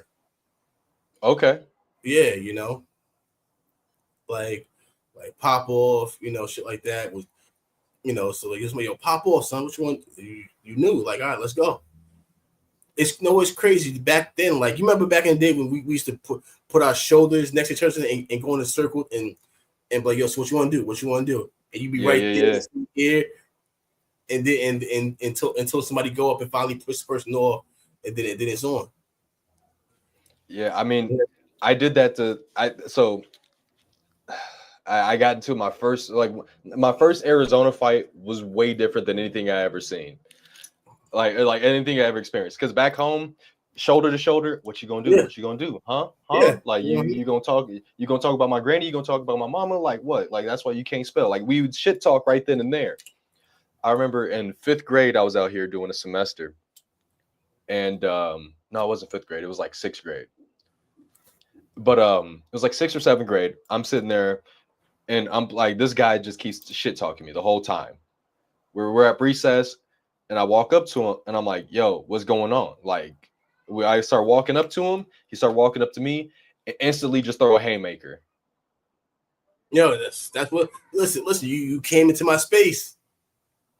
I was like in self defense, mink, like, Yeah. like I was like, Don't. we could have de-escalated this. You was the one approaching me. You was the one talking shit the whole time. Like, I'm the one who was just trying to like get my jokes off or whatever. Exactly. I just want to play some two-hand touch football, but you the one over here starting things, right? He threw the first punch. missed crazy, popped him up a couple times. Our homies came in and pushed us apart, right? But I was just like, oh, like, and of course, there's different mentalities everywhere now. everywhere. Like, like this is what I like talking about with OGs about, because like nobody run fades no more. Nobody hand to hand no more, right? It's all the YNs with the switches, or you always flashing something, and like you don't let us. And again, I was raised by OGs, so like they always taught me to live another day. Like throw them hands, get that and out your system. and you call it a day, and you know. But see, like the thing, so like back when I was in high school, like towards the end of high school, man, that's when like D Block was like really getting big. You know, so it's Styles P, and they just always go, "Yo, I'm gonna hit him with the Hawk, or I'm gonna hit him with the Husky." And the Husky is a goddamn a box cutter. You hit him with you hit him with the Husky, you know, and they go, "Oh, yo, I'm gonna give you $1.50." You know, $1.50 is you slice them up. They need 150 stitches minimum. Minimum. You know, so like, you know, so me being dumb, I'm like 19. I'm walking around with a damn box cutter in my pocket, thinking that I'm gonna have to use it. You know, I'm like I'm listening to all this goddamn D Block. The locks. Yeah, for real, looking for war for no reason. And like I've like even out here, like I can't really like mouth off like I used to. Like back home, at least back then before it got real bad in Memphis, you're able to mouth off, talk your ish to people and just And get it walk off away. your chest and walk away. If every now and again you had an altercation, throw the hands, go off, and then you leave. But now, like out here, somebody's like, "What you say?" Lift the shirt, and you're like, like it's a what is it? A stand your ground state. So if somebody's approaching you, you can and you can open carry like all of 21 for open carry, but 18 to own a gun. No, I'm sorry. You have to be 21 to buy a firearm, but 18 to open carry. So you, as soon as you turn 18, you can go with your pops to the store. You give him the cash, he buy it for you. You slap it on your hip. The only issue with at 18 years old, you don't have any impulse control. No. You know, so you'll be out there. It's the second somebody bump into you, you ready to pull that thing out. You know, you get that thing on your hip, your chest puff up. You think you the man. You think you bulletproof. Like it's not the same world no more. And I know I sound old saying that, right? Like it's my world. Like we actively come raising different. It and changing it, but it's definitely different. You know, because these kids now they're so ready to just go and shoot that they, you know, a fair one is like, nah, like these kids will run and you know, grab something and then come back and look for you. Exactly. You know, but you know, that's what goes on over here in Harlem and, you know, in every hood. Well, especially over here in Newark on the south side of Newark, you know, is every day. There, East Orange, every day. You know, over stupidness. Over the like small little moments. Like it's something that could just be an altercation. You could just be said a couple things, either coach the person or you talk your shit and you walk off. Like, it's not that necessary. Like everybody's got this big ego now. Like it's so bizarre. Like I don't know. I don't see it. Like even to now, like in traffic, I've seen people holding pieces out the window, and I'm like, why? Like if somebody doing something dumb, like I'll sit home. Let's say I'm on the way back from work, and like somebody doing something stupid on the freeway, and we end up in the same light. We end up yelling at each other. Yeah. And I'm sitting there. What's up, Texas? And I'm sitting there, and I'm like, man, this could be the last. Like, because you never know what somebody got in their car. But I'm gonna still be me, and I'm gonna still defend myself. I'm gonna still hold my ground. But like somebody with a bad ego, somebody having an even worse day than me, could just pop, pop, pop, and roll off. Yeah, with no remorse. No remorse. He was like, "Oh, he cut me off, or he didn't let me in." Like, It's the over dumbest shit what? ever. It's kind of like just have a cigar and a scotch and call it that. You'll feel better after. Like, there's times where I come in, I talk to my roommate, and I'm like, "Damn, I shouldn't have said those things to that guy." But like, we're good now. And he's older than me, and I'm like, man, like, I got into this altercation. I started yelling out the window. He yelling at me. I didn't even know what he had in his car, but I had to be a man and hold my Yeah. place. And he was like, "You did what you were supposed to, but like, also like, they ain't gonna be about it." But you can only say that so many times till you meet somebody that's actually about it or having that bad of a day. Or somebody who's just they wake up looking for that. Mm-hmm. Like, don't get me wrong. I was always taught to watch my surroundings, keep your head on a swivel, stuff like that, just because you never know what everybody else got going on. But these people wake up with their head on a swivel thinking everybody's out for them. Exactly. Yeah, what's up, Pete? Peter, what's going on? It's one of those things, man, where the world is just like luckily neither one of my sons get in any trouble. They don't get into fights. Everybody likes them, so that's the good thing. Mm-hmm. And like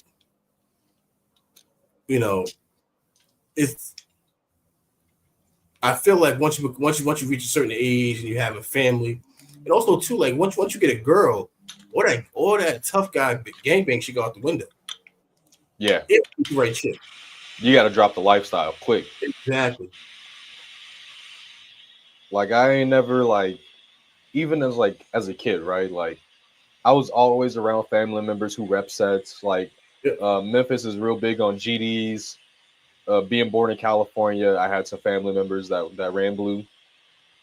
But like, once I was like 18, 20, I was like, I ain't gonna rep none of that. Like, what? Like, I'm protect what's mine. I'm gonna protect what's mine. I'm gonna protect the people around me. But like, all that shit for what? I'm in Arizona too. Like, Mm-hmm. what my colors mean to anybody out here? Exactly. Then on top of that, like everybody has different handshake, different lingo. So you can say, yeah, I'm a blood and this and that, but you're set that you everything that y'all do is different.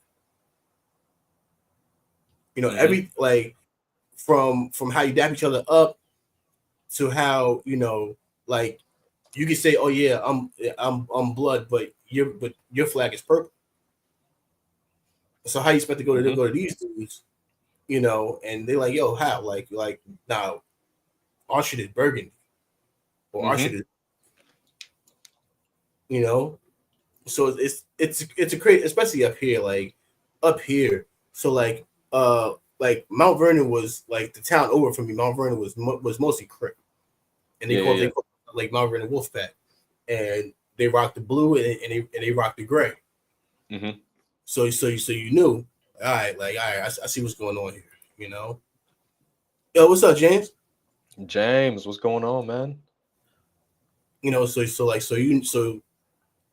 Like, but the thing too is like, if you look for trouble, you're gonna find it because like especially if you're in those projects, you're in the hood. If you look for it, you're gonna find it. That's why you just gotta keep head on a swivel, get to where you gotta get to, Exactly. and diffuse it. Because at the end of the day, like it's gonna be 3-4 of them against just you. So yeah, man. But we spoke about the sneaker game. Mm-hmm. So how did you get into cigars? Okay. So it started off with just being a sneaker collector. I would always try to find new sneakers. I'd find all the different colors, have some hats to match them. Like I end up having like 30 pairs of sneakers real fast once I started making my own money. Yeah. And then over time, me and my friend, we were just always at the lines for the drops. We're always trying to figure out what's the next thing we're gonna do. Oh, if we're sneaker collectors, we're gonna want people to know what we got. So let's make some Instagrams and we'll be able to post our flicks. We'll make some fit pictures, you know, just document our style and all of our Mhm. sneakers and stuff that in our at the time cool outfits. You know, you got some Jordan ones and you got the Yeezys, you got the joggers, and you got a cool hoodie or a jacket to match it all. Mhm. And in one of the lines that we were at, we met a dude who had a camera. And it was another one of my good friends to this day. His name was Taylor. And we were like brothers, man. Like everywhere we rolled together, we were just cool. We ended up hanging out every day for like 2 years straight. So from like the time I was like 19 to the time I was almost like 21, almost every day was spent with either one or both of those guys. And like we were just tight knit, the three of us. And eventually, like my boy with the camera, he was making full-time job money off of his camera. He was like, I got this Sony. I'm gonna do graduation shoots, wedding shoots, car shoots, this shoot, that shoot, fashion, modeling, all of that. And he's like, but if I don't have any shoots, I got to keep posting on Instagram, letting people know I'm an active photographer and that they should book with me.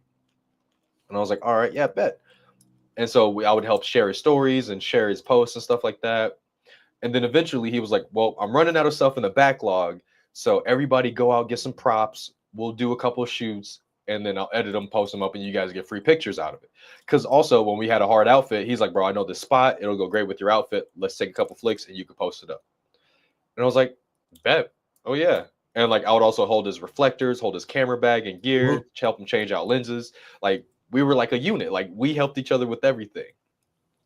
And in my closet, I had a collection of about 15 Tommy Bahama shirts. Mm. Not nothing brand new. Like I go to thrift stores, I go to Army Surplus. Like I always try to find stuff on the cheap, but like I just kept finding Tommy Bahama shirts on the low, all Wow. off the one. Yes, yes, the Tommy Bahama. You gonna see me rock those during the summer again. But there's an episode of The Office where Stanley goes when they were trying to figure out who was going to Florida. And Stanley was like, every non-work shirt I own is Tommy Bahama. And I was like, what is that? What's Tommy Bahama? I looked it up. I was like, this is just the old man Hawaiian shirt brand. Yeah. But I was like, I see these at the thrift store every week. But I was like, if I just spend the $15 every week and get a collection of them, I won't gotta go out spend $150, $200 on these Hawaiian shirts when I'm retired.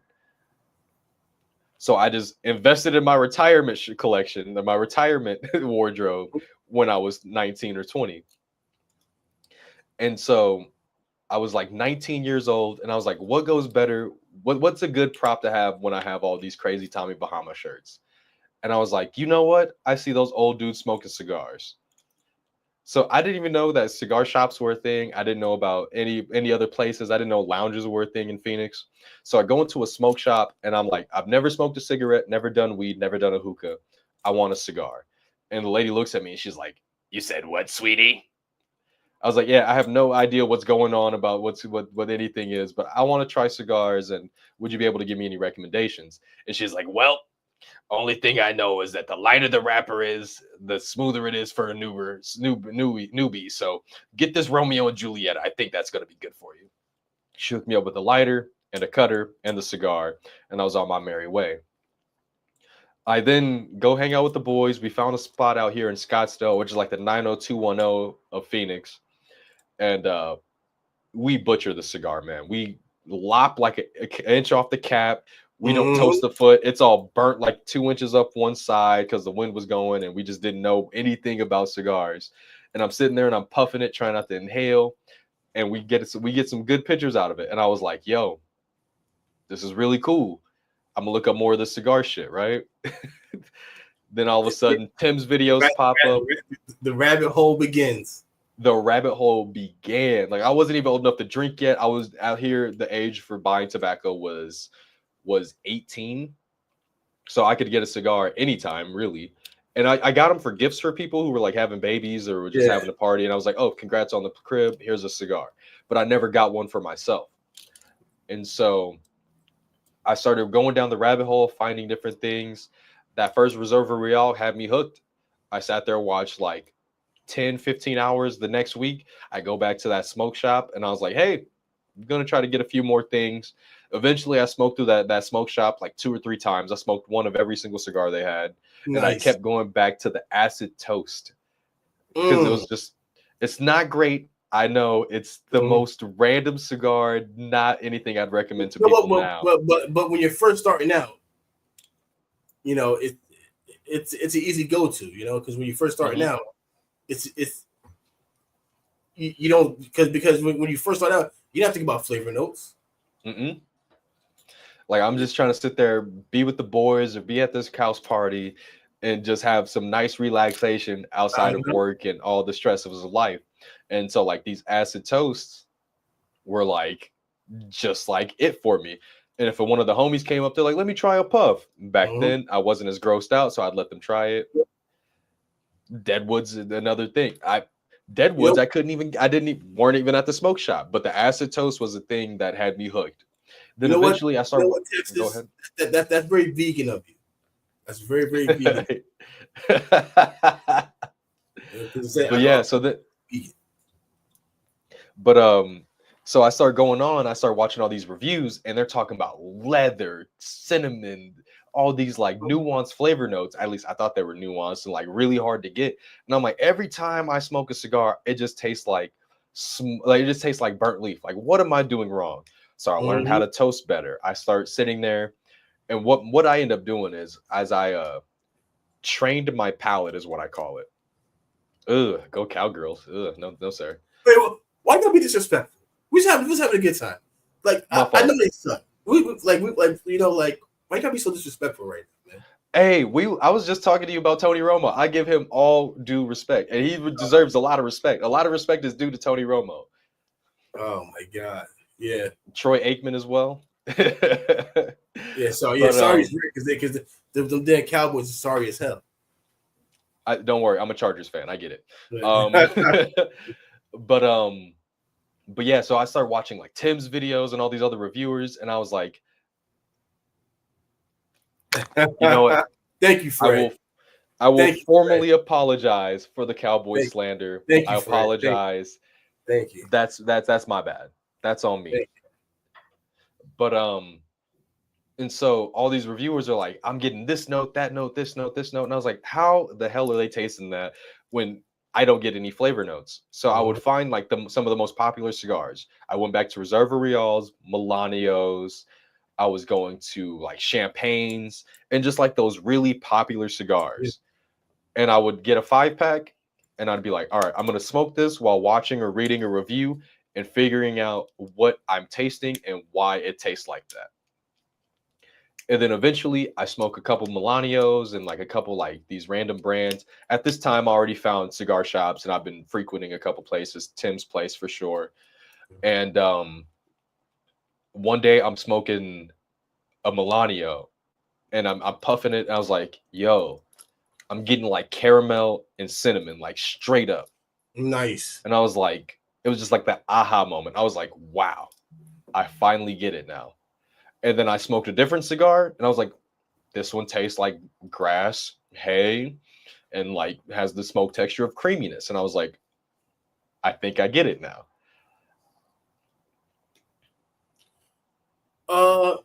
Lucia, man, Lucy. So I like the Good Trouble from ATL, but Lucy. So here's the thing about Luciano cigars. They have a certain flavor note that I love, and no matter what cigar I pick up from Luciano, I get that flavor note. And you know, like I can smoke a Luciano cigar any day. You know, like it's something in that tobacco that I really enjoy. So like I like the ATL. I haven't had the Dreamer in a little bit. Uh, I I did have the Fiat the Fiat Lux. Fiat Lux, yeah. The Fiat Lux. The Ron Harper, the Undefeated. I always try to shout that cigar out. Well, the Underrated. Sorry, the Underrated. That one's really good. I enjoy that one too. You know, so it's a few Luciano sticks that I really enjoy and that I go back to frequently. I can't remember the names of them, but Fiat Lux is definitely a banger. And I had to look it up because I had to look up their catalog. But the Maria Lucia, Mm-hmm. though, those were solid too when I had those. Yeah. That's a good one too. Texas, I liked it. I liked it a whole lot. It gave me like, and you sent me the Churchill size. Like, you were you were very much gracious for that, and I Yeah. really did enjoy it. So he sent over a little pack over to us over at HQ, and I gave one to Billy, gave one to Tim, I gave one to Rye, and I had two for myself. And the first one I had, I was like, oh, this is good.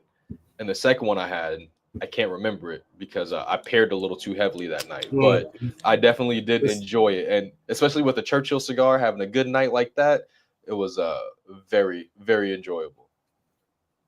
you know, like well, I smoke San stuff every day, so Mhm. I'm a little spoiled.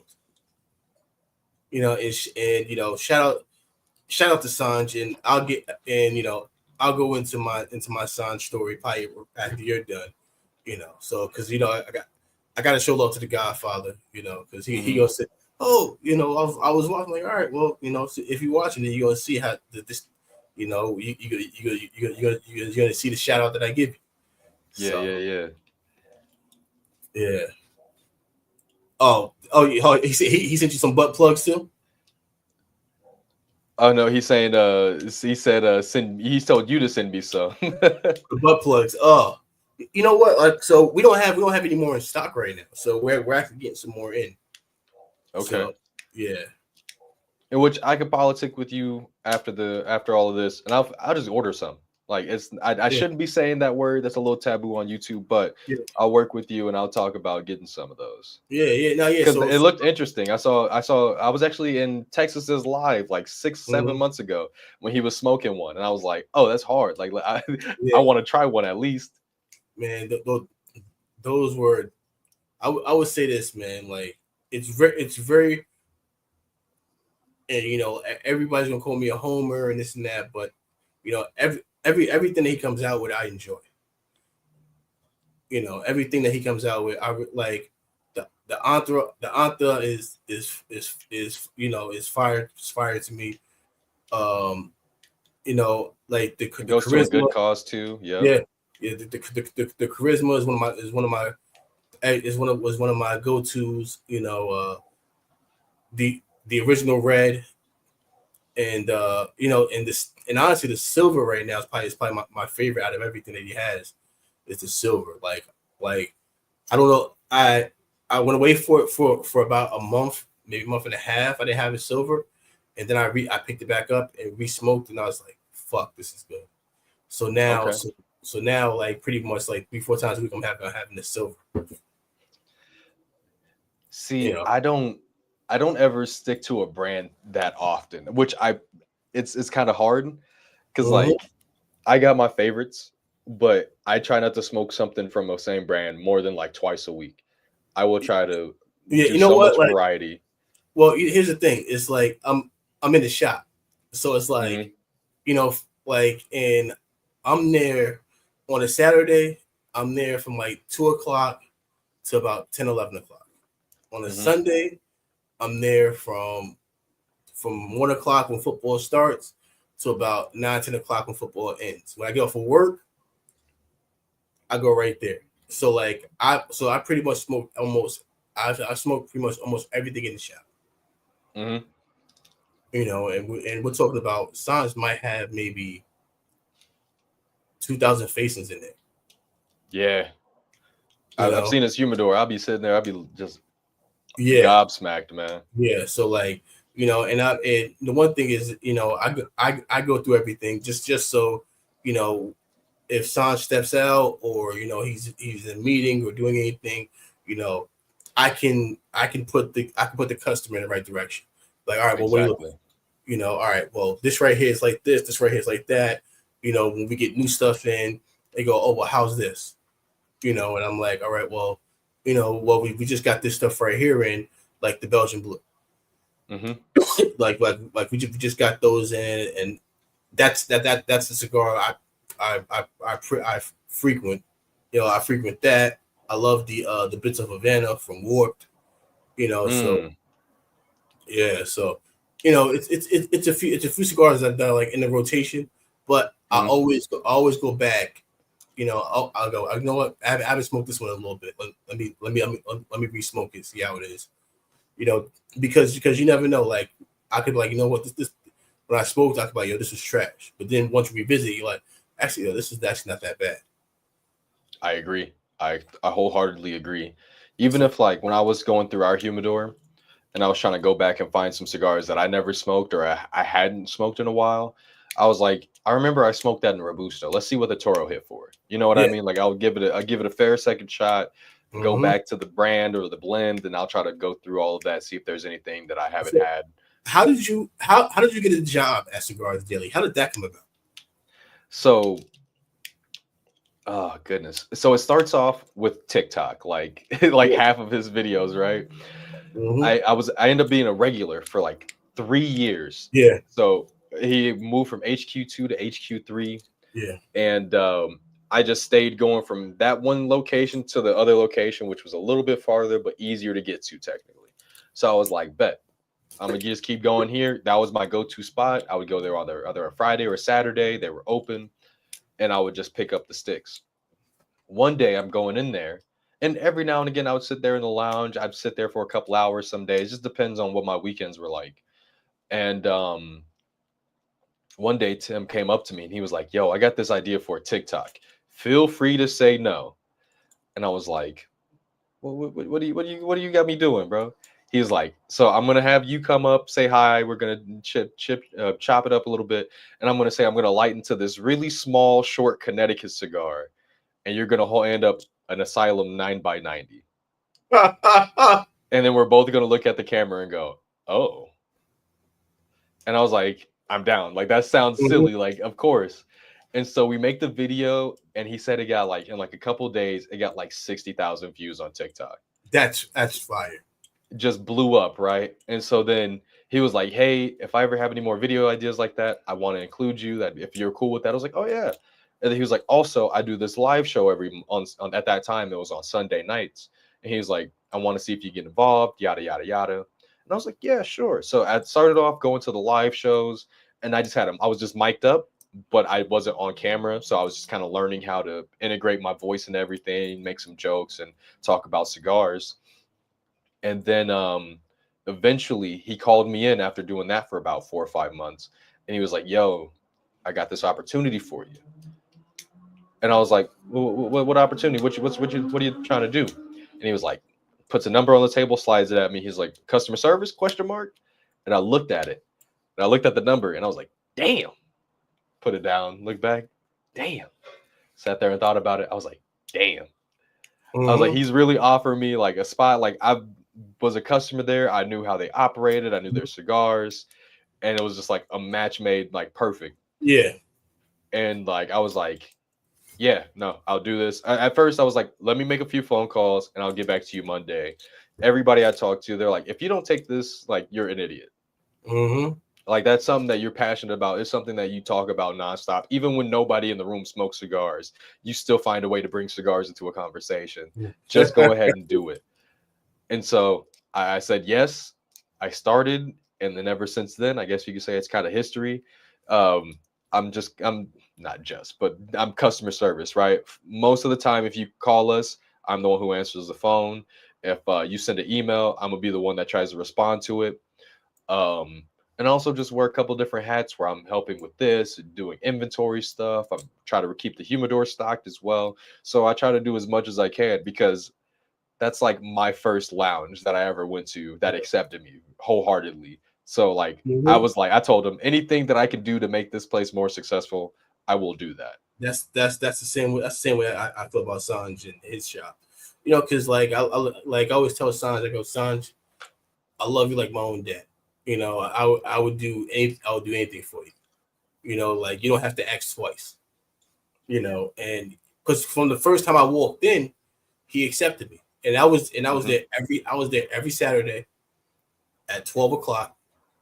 I would go eat at McDonald's to fill up on food, and I was and we'll and I'll be right there at Sandra's, and he'll just be sitting there just teaching me everything that just pouring into me, and and that's the one. And so, and I know he gets upset at me a lot because like I'll like he'll tell me something and I'll mix it up because I can't say it word for word, the way that he could break it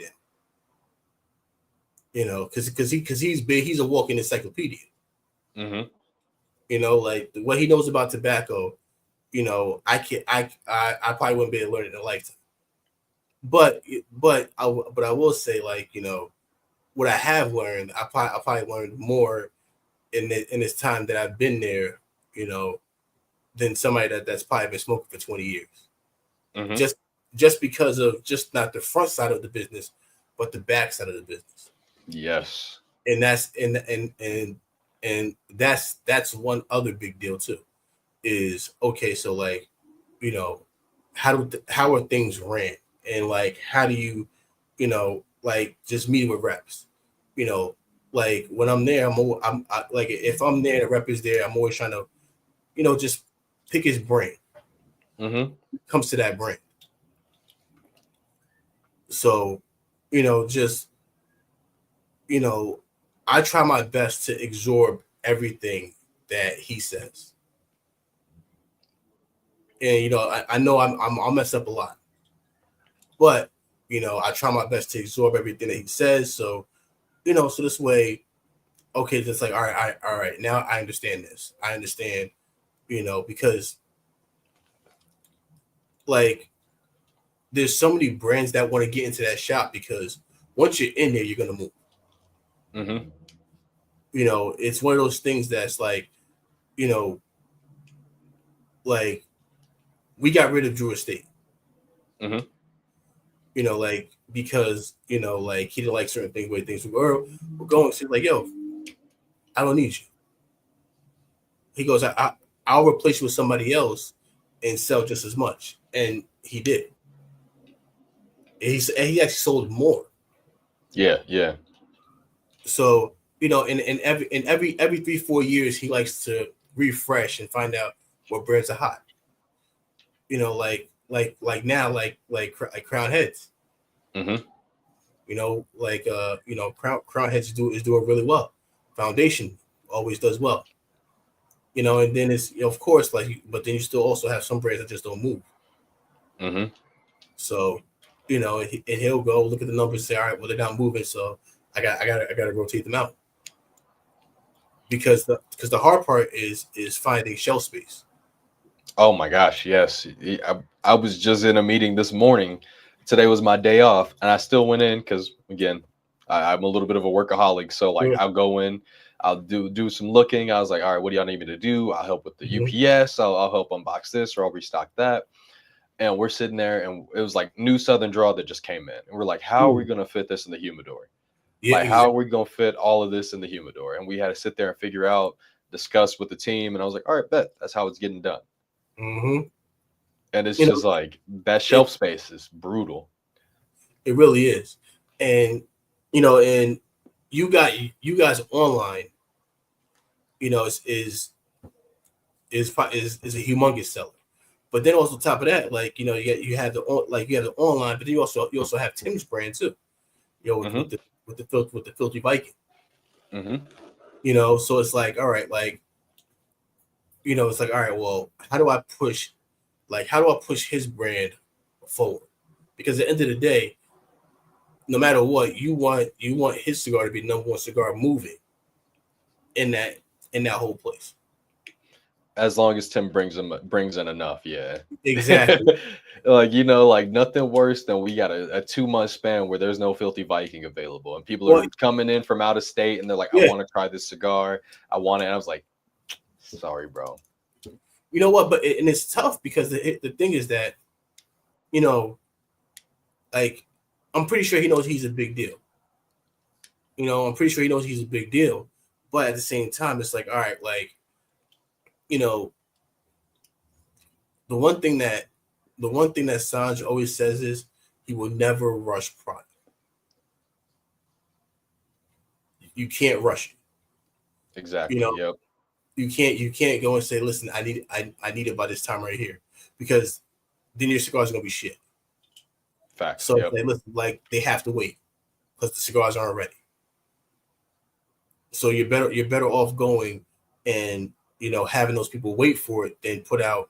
Then you rush, you get it in, it's not aged properly, and people are smoking like this doesn't taste like the same cigar that I smoked 3 months ago, 4 months ago, and the cigar tastes like shit. So he's like, you gotta be patient, and you have to trust your product. Facts. You gotta be Like patient. we're in the middle of, I'm not sure if I'm allowed to say this, but I'm gonna say it anyway. We're in the middle of blending a new cigar for our American Viking line. Wow, nice. And it's called the Unkillable, which is just like just a testament to how resilient cigars and cigar smokers are. You Yeah. know what I mean? Like the families leaving from Cuba to go to the Dominican, Nicaragua, Honduras, and then fighting all the different powers that be so they can still keep Mhm. doing what their families been doing it for generations. Exactly. Like we're always try like the cigar industry, you could try to kill the industry by outlawing Cubans, but Yeah, then all those exactly. other brands still there. You know what I mean? Like Exactly. the cigar industry and cigar people are unkillable. And so that's the name of the cigar. And like we're probably on like round 3 or 4 of samples. The first ones we got, we were like, eh. The last ones weren't crazy, and then we just got some more in recently from our factory, and we're like, we're gonna smoke these, we're gonna check these out, and we're gonna figure out what's this hitting for, because we've already had the packaging and everything done for like a year, but we want to make sure that the cigar that goes in the packaging It's is good. something that is good, and you guys we're gonna want.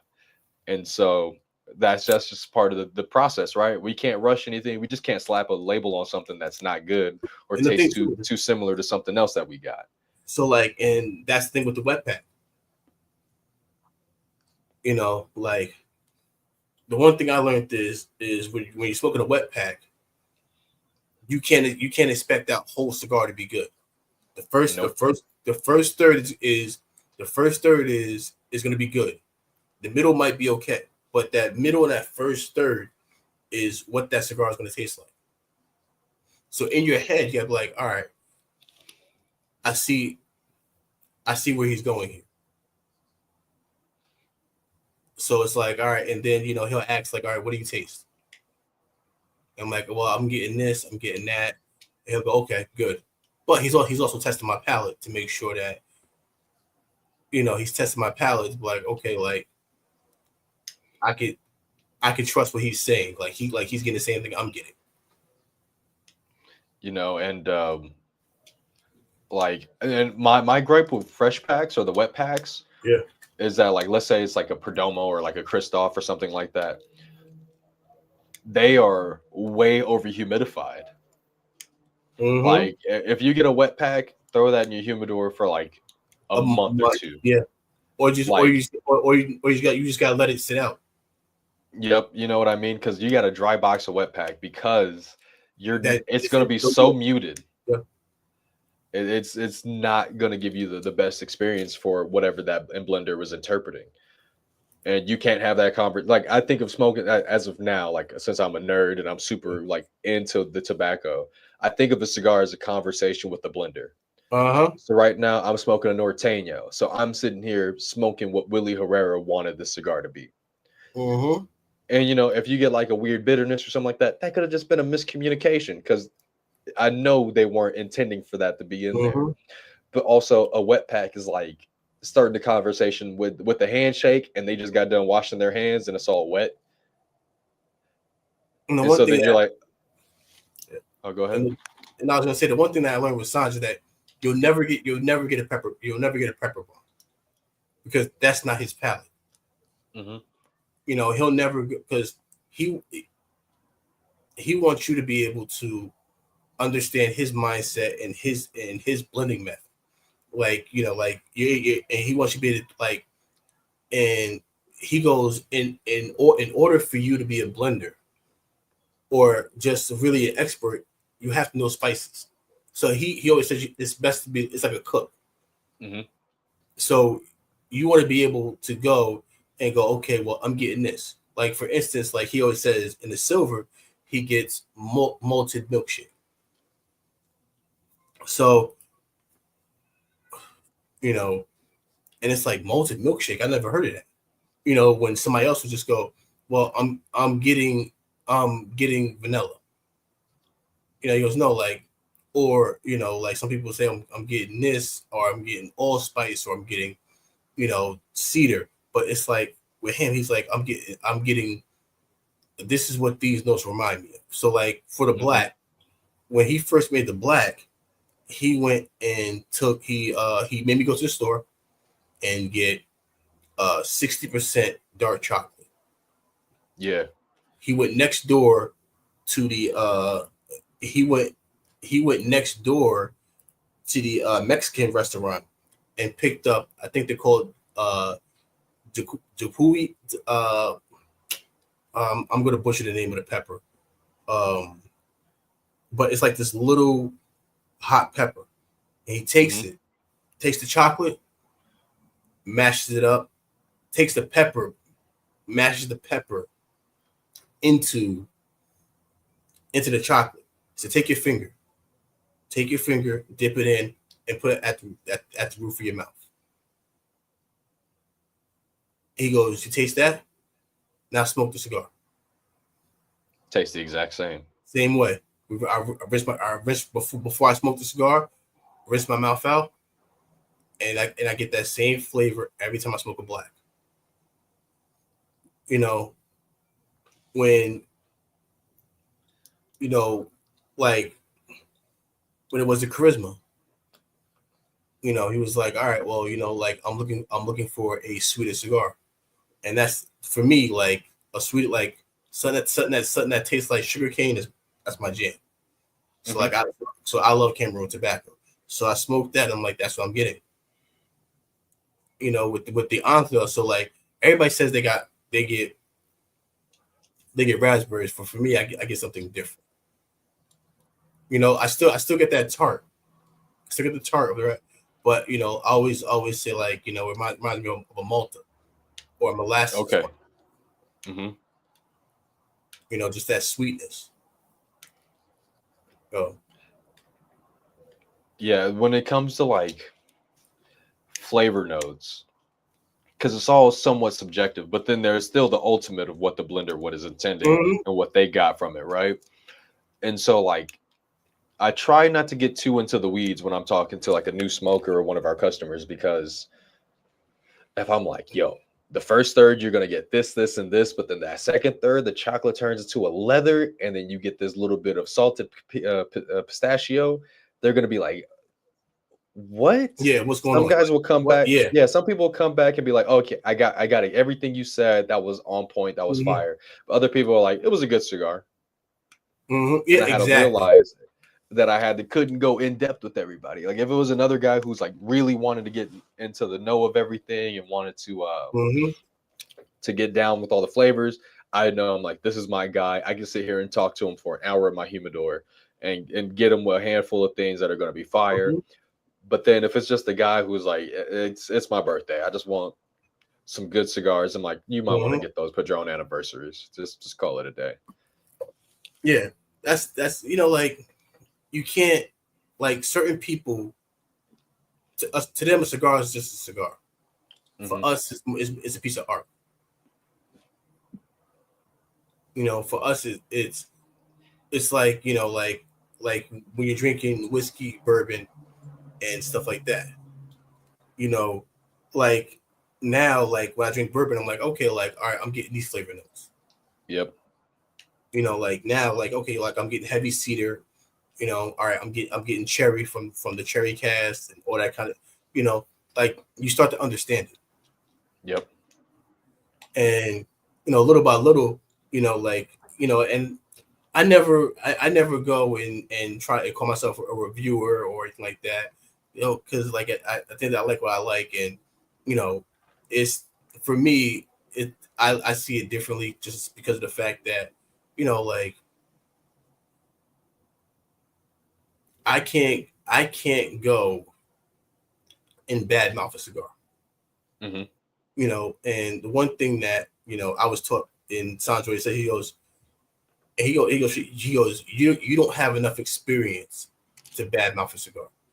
Mm-hmm. He goes, I've been in this business for 33 years. You don't have that experience yet to go and you know and literally shit on a brand. But my philosophy also too when it comes to brands is no matter what brand it is, you're gonna like one or two cigars from that brand.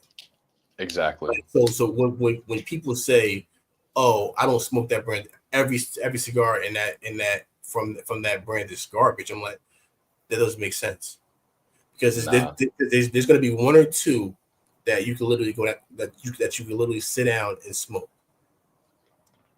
Like for me, like I'm not a fan of the champagne. Cannot do it. But I do love other Perdomo cigars. Like I love all the 30s. 30ths are great. The 12-year vintages, those are Yeah, fire to me. dude, the Habanos are like The like sun growns, yeah. those are great. The Lot 23 is great. Mm-hmm. So like the only thing I can't do, I can't smoke uh his sun growns because they give me heartburn. So it's crazy because certain cigars like like the 30th anniversary sun grown and then well and also the 10-year sun grown, but also the EP Creole inch, the one with the gold Mm-hmm. bit. Yeah, yeah, That one yeah. made my acid reflux act up and I ended up throwing up. So it's certain cigars. I'm like, all right, I know I can't smoke that. It's gonna trigger. It's gonna trigger me. Yeah, yeah. So and so like I always say, like there's gonna be like warp, for instance. So it's a lot of warp cigars that I don't like, but the ones that I do like, I really enjoy, like the Bits of Havana, the Don Ronaldo. You know, um, we have one that they discontinued in 2022, but there's no band on it. And when I tell you that cigar, like I direct people away from it because I'm like those like all Those right, are mine. man, love you too, brother. Have a good night, Sal. Love you, man. Yeah, Sal's great people, man. Sal's Great people. Sal is amazing, man. Like I met Sal in Manhattan, man. And we had a cigar together. We had dinner together, man. Sal's amazing people, man. Yeah. You know, He found out that my girl and me got a house, and was, what's the address, bro? Overnighted a package to me. that's amazing. Just bombed me. Like I Mm, couldn't even. My gosh, like I'll show you the picture. Like it was just some things that like in there that I've either been on the hunt for or I just can't get my hands yeah, on. He's just like super generous and just a caring guy. yeah, Like I don't have enough yeah, good words to say about Sal. yeah. Like I would say this about Ward. Some of the cigars are like super pepper bomb, and Hmm. and it'd be harsh. You know, so for me, I'm like I can't do it. It's too. It's just because it's just all pepper. Like and then like the bits of Havana, it could be just the size of the it could be the vatola of the cigar because Warp mostly make like like they'll make a five by 40. Yep. They make some small cigars. Like I just had an Yeah. Upper Realm yesterday, the one that comes in the 200 count box. Yep. Yeah. I had an Mm-hmm. Upper Realm the other day, and I was like that's the only way you can put 200 of them in a box is because they're like a 4.5 by 48 ring gauge. Yeah. Like Yeah. Because it's a pepper bomb that it just hits you. But then they have smoother stuff like the Don Ronaldo, which is like money. But which in yeah, yeah, yeah. but the price point on that one is super high. So it's like, damn, like, I gotta pay all that for Yeah, my goal for like finding cigars, and I've talked about this with some of the guys in the Unbanded and all of that, and just at the HQ too for myself. is I try to find something that's regularly available, Yep. good flavors, and at a good enough price for me to be like, a box might be a splurge, but it's worth it and it'll stay in my humidor. Uh-huh. And like that's the ultimate goal. Like I've probably gotten a little close to that over the years where like, I'm always repping El Rey del Mundos or like those Mm-hmm. $6, $7 cigars, but there's still some cigars like a Don Carlos that I go back to over and Yeah, over again. dude. Like But so Sal gave me my first ever shark. really, Yeah, so he gave me my first Don Carlos shark, and I smoked that bad boy, and I was like, God damn, this is good. like for some reason that shark size is more complex than the OG, I swear. Huh? Like I've been partial to the El Presidente. The number two's good. That the Robusto and the Robusto double Robusto or something. Yep. Those are fantastic. But that shark, just that Shark. extra ring gauge, they just made it so much more complex. Like I remember EKB reviewed it, and I was on the hunt for one, and he was like, "This like smoking a Dr Pepper." Yeah, it's that good. Like that one, I love the Hemingways. Mm-hmm. I love the Hemingways. I love the 858s. The 858 Sun Grown is Yep. you know, it, it's like it's basically it's super bready. I enjoy that from that cigar. And you know, is one of those things where because I'm not a big Padron guy because my price point is $15. Yep. I ain't balling. The way my child support work. You got a check-ins and a savings. Most of your money's in the savings. Exactly. So like so anything that comes in you know that's around $15 under that, I'm like, all right, cool. Every now like I smoked the Los Claveras, The the Decimo or the 10? the 10. Okay.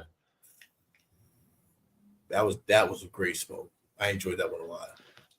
Which I've only had, so I've got one more left in my humidor. I had one fresh out of somebody's humidor, Yeah, yeah, and it was like just got there, and they keep their humidor a little high, and I was like, I could tell it's good, but like smoking out of a wet pack, right? I was like, yeah. it's muted, it's not all there. Well, So what the thankfully, I thing picked is, up two, and I put one in my humidor. the thing with Arizona is very dry. Mm-hmm. So it's very dry. So you kind of have to, and you can get it and just sit it for a little bit and it'll dry out. Like Yep. Like my dry boxing is, I'll take like I snagged a bag. It's not even zipped closed right now, but I put four cigars in there and just left the bag here just in case I felt like smoking any of it. yeah, And so far, I'm on the second cigar, but like they're ready to go as of right now. But then like I'll drop them back in my humidor, and they'll be back up to like 60 whenever I get back to them. one of my favorite experiences was when I went to Vegas with Sanj, but it was sitting there with Chico, and Chico Rivas, he doesn't speak no English, but he has a Mm-hmm. translator by name of Jamil. But Chico knows that I love tobacco. I love it. Mm-hmm. I'm addicted to learning everything about it. And he would go, and he's special in the sense that he can smoke a cigar and tell you what region it's from, how many leaves is in it. Like he can look at the ash and tell you where it's from. Mm-hmm. Uh, Jamil told me a story about Chico one time. He was smoking a cigar. A guy took the band off the cigar, and he goes, "Blow the smoke in my face." The guy goes, blow the smoke in his face. He goes, "That's a Davidoff." Blah blah blah blah blah. The guy goes, "What the like?" Just in That's disbelief. insane. Like, and so he goes, "Chico was born with a gift. Yes. Maybe one, maybe five people in the world are able to do." Yeah. And that's from him just growing up on the farm, Yeah. and just dealing with all different tobaccos that he can just tell what it is, how it's rolled, and like he gave me some stuff that he brought over from DR I'm just like, man, you know, like this stuff is amazing, and the person the character that he has is second to none. Hmm. You know, the character That's that another thing that I think about brands, where I don't openly like down talk brands, is because yeah, ultimately we could work with them. It's something that like you yeah, don't ever want to burn a bridge, but before you get exactly, there or after you have them, like you don't ever want to burn that bridge. But then like it's the character of the people who run it, and can they keep us in stock of it? That makes exactly, me think differently of it.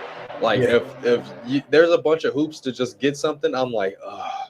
And again, a lot. Tim is a monster, like hmm, in the best sense possible. He does all the reviews, all the videos. Half the videos that we post, it's either him, me, or Ryan that come up with the idea. But yeah, within 30 minutes, he has a script and everything ready for it. He does all of his editing. He does the ordering. He keeps the lights on. If he's not sleeping well, just today, went into work. I came in, had some coffee, was sitting there shooting the shit with him. He was like, I couldn't sleep last night, so I came here at 3:45 this morning. wow, you know, And like, and he's just sitting there grinding away, doing spreadsheets. This like nobody like nobody has like the work ethic that I've seen Tim have. Like he grinds, and that's something that like I like can only hope to do. I can only dream, like to be able to get there as soon as I wake up. Getting things done is on my mind. Like I'm a person who gets up, I lay around bed, I make my coffee, I figure out what outfit I want to wear, and then I have just enough time to get there 15 minutes before I'm supposed to, and then get some emails and some work done. But like his every waking moment outside of his family, he's like cigars. exactly, yeah. And Sanj is the same. Sanj only takes one day off, and that's Sunday. And Sunday is his day with his family. If he's not there, he's at the shop. Dude, like Same so, thing with Tim. Yep. Sanj he doesn't have employees. You know, so he doesn't have employees. You know, Sanj does the inventory. He does all the ordering. You know, you know, like like every now and again he'll ask me, you know, can you run the register for a little bit? If somebody comes in, just take care of them. I'm like, no problem. You know, but I don't work there. But you know, I love the shop, and you know, like I said, I would do anything to make sure that his business is succeeding, and also too that everybody that comes in the shop has a good experience. You know, because like, you know, sometimes you're going to a shop and the person is just like, all right, whatever, okay, Mm-hmm. and you feel like damn, like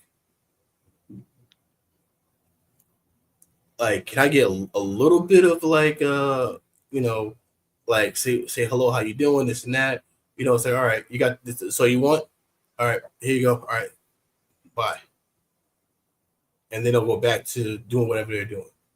Mm-hmm.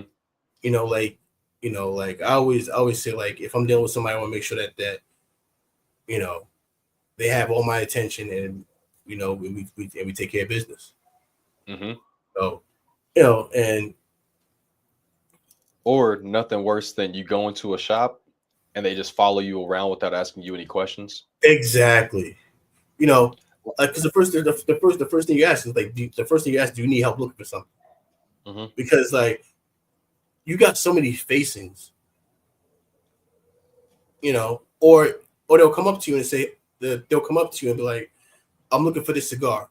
I have a picture of it, Mm-hmm. and you have to be able to go, okay, all right, like and like they'll show you the cigar, and you're like, all right, that's this, you know, or Mm-hmm. it's like, all right, well, you know, we don't sell that because you know we don't sell anything from General Cigars. Yeah. So a lot of people will come in and ask for stuff from General, you know, so they'll come in looking for Romeo by Julieta, stuff like that, you know, just that portfolio of stuff, you know, and all I can say is, all right, well, you want that? I can find you something that smokes like that, Exactly. Yep. you know, because there's always gonna be a cigar that smokes like it. Yep. And shit, if it's General or Altadis or anything, you can find similar cigars for less money. Let's be real. Exactly, So no, Exactly. it does hurt your pocket a little bit, but you're helping them out at the same time. And they're gonna be like, I remember that one time I came in and he saved me a couple dollars, so I'm gonna keep going back talking to my man's over Exactly. Because at the end of the day, they know you're not going to be there trying to up the upsell. there. Hmm. And that's the one thing you never wanted to feel like somebody's trying to upsell you a cigar because that cigar is $17-$18. You're like, because like most people who aren't really big time smokers, they'll come in and they'll just be like, all right, well, I guess $18 is gonna be a good cigar. Hmm. But right there, from everything that you smoke, you got to be like, all right, well, this is $18, but I could find you something a little cheaper, but in that same quality. The key Hmm. word is that same quality. Exactly. So, you know, and then we get to use the same the usual cast that come in, and right away, once they come in, you already know what they're buying. Yep. And you can't change their mind. It's like when people when people that smoke Davidoff come in, Hmm. they go right to Davidoff case, boom, that's what I want. That's all I smoke is Yep. Davidoff. Like Padron guys comes in, all I smoke is Padron. Like, but like maybe like sometimes the Padron they'll go and get a foundation, but their main purchases will be Padrones and maybe a foundation Yep. or a top, because like they look for something heavy, Yep. and that same, or like people that smoke LFD. Hmm. Oh, those LFD guys, those guys are they'll get 2-3 boxes of 50 and they're like, that's all I need. We don't carry LFD, but I've seen it. I've been at some other lounges where I'm hanging out, hanging out with some guys, or some of the shops I go to, like they're just kind of like buddies at this point, right? They'll Mm-hmm. stop if they got a little bit of time, they'll sit down, they'll chop it up with me and stuff like that. And then a guy will come up with 3 boxes, boom, put them on the counter, and I'm like, damn. He's like, oh yeah, he does this every month. He's a big LFD guy. He smokes like 5 of their cigars a day. Wow. You know what the thing is? The problem with LFD is, the problem with LFD is, you know, he has like it kills it kills your palate. The best thing I ever heard was from Brian from EP Korea. Hmm. So I'm down in Miami, and I'm at the HQ of EPC, and he goes the pledge is not meant to be smoked every day. He goes, you smoke a pledge on a Monday, you go back to it on a Friday. If you smoke it 2 days in a row, you won't get those same flavors. He goes, you smoke it on a Monday, go back to it on a Friday. He Yep. goes, because it's so heavy. It's so heavy but the second time you smoke it, your palate, You're not gonna get up all those flavors. You're just you're not. gonna, which is funny. I actually doing customer service. I spoke to a guy, Mm-hmm. and it was like Nika Rusticus. The Mm, they used to come in bundles, now they come in boxes. They come in yeah. 25, and dude, he religiously gets them.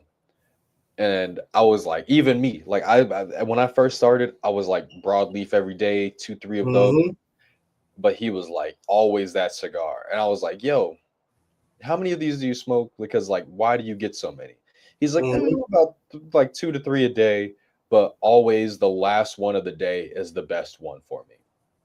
Yeah.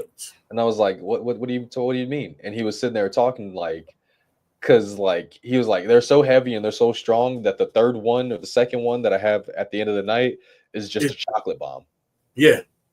He enjoys blasting his palate out so that his final cigar that he always goes back to has less nuance and less of the But brightness. yeah. And that's it. I was like, you could just try other. He's like, nah, haven't found anything for the price. I can't. I'm not going to do that. I end up showing him the El Rey. He picked up a box of that. Went back to, and he's like flip flop. But then he was like, yeah, I had a sinus infection. Cigars didn't taste the same for a little bit. So then he Mm-hmm. picked up like the Adobe and a couple other Habanos, and he was like, yo, I went back to the Roosticas, the broadleaf, Mhm. and that blew Yep. my. He's like, that blew up the spot. I could not smoke that anymore. You see, that's the thing. When you start opening up people's palates,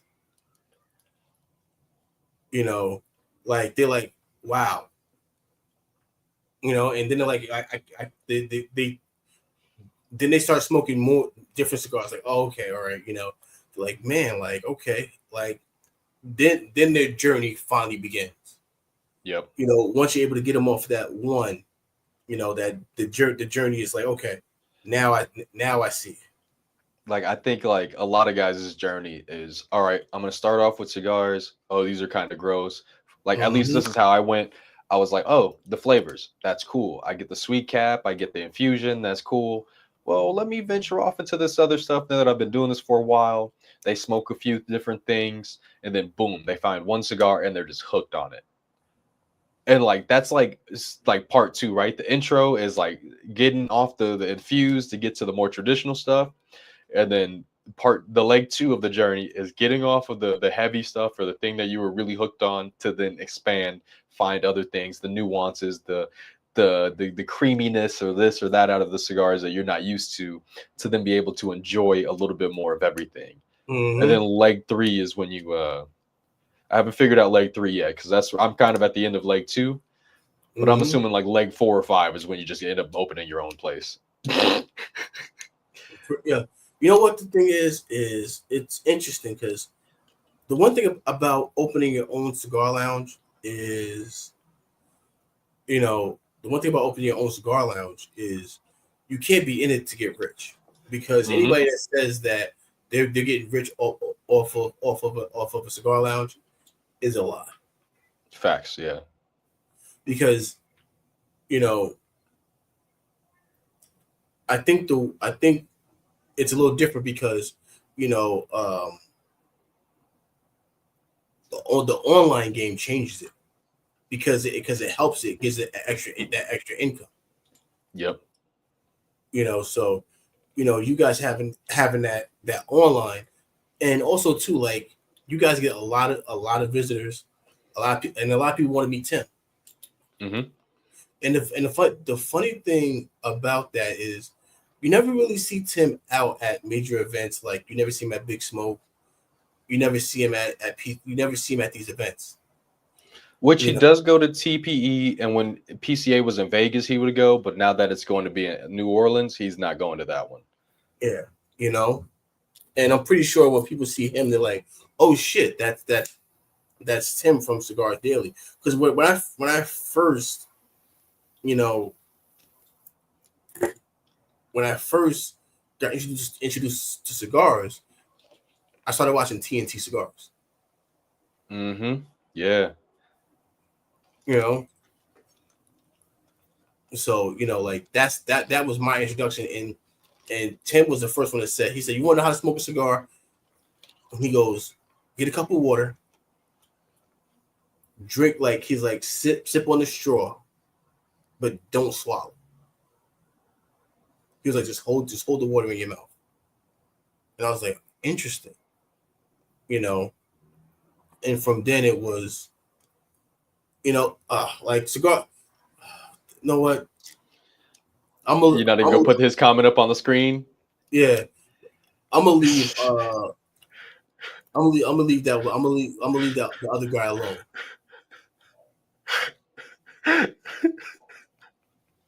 Hey, he's an OG though. You know what I mean? Like it Yeah, was Tim. It was Tim and him that got me on too. you know what? Like, uh, I used to watch his stuff, and you know, I'll say it for after the show. For sure, man. We'll talk about what do we say at ours? We're like we'll talk about that on the after party. Exactly. Yeah, yeah. We'll get into that in the after party. But like, so, like Tim was actually like my first introduction into cigars. So it's kind of crazy, when I found out you worked for him, I was like, oh shit, that's fire.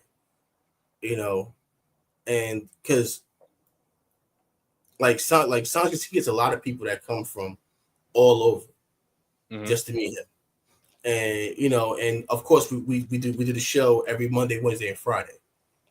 Mm-hmm. And people come in and they go, "Oh man, we watched the lives, and they go, "Oh man, is Puerto Rican Sanj here?"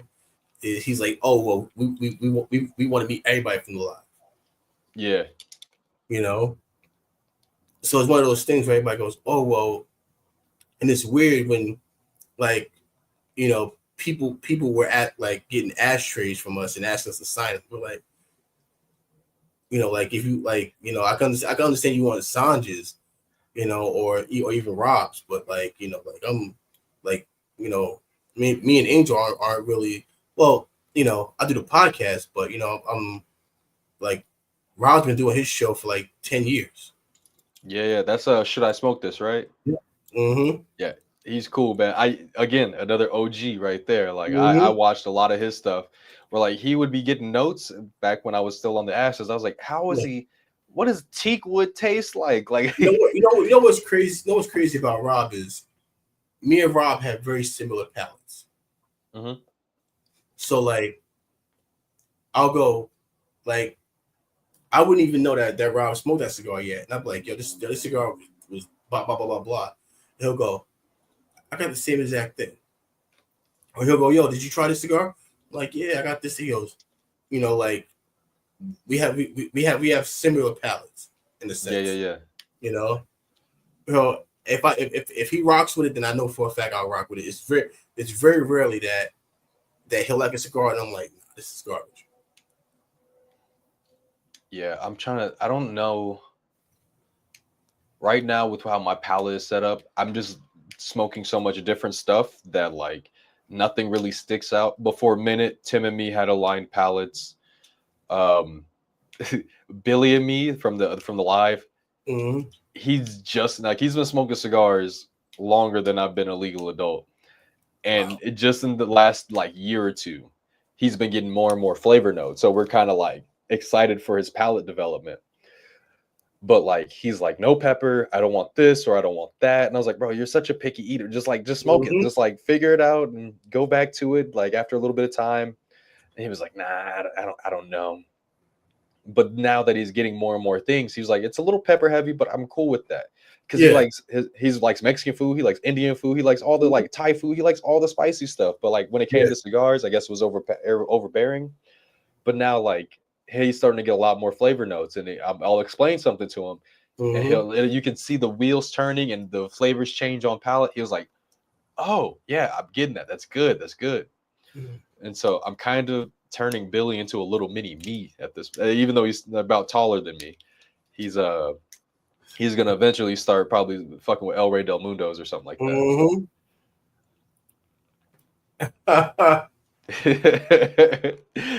Basically, right, TT? Real. Yeah, for real.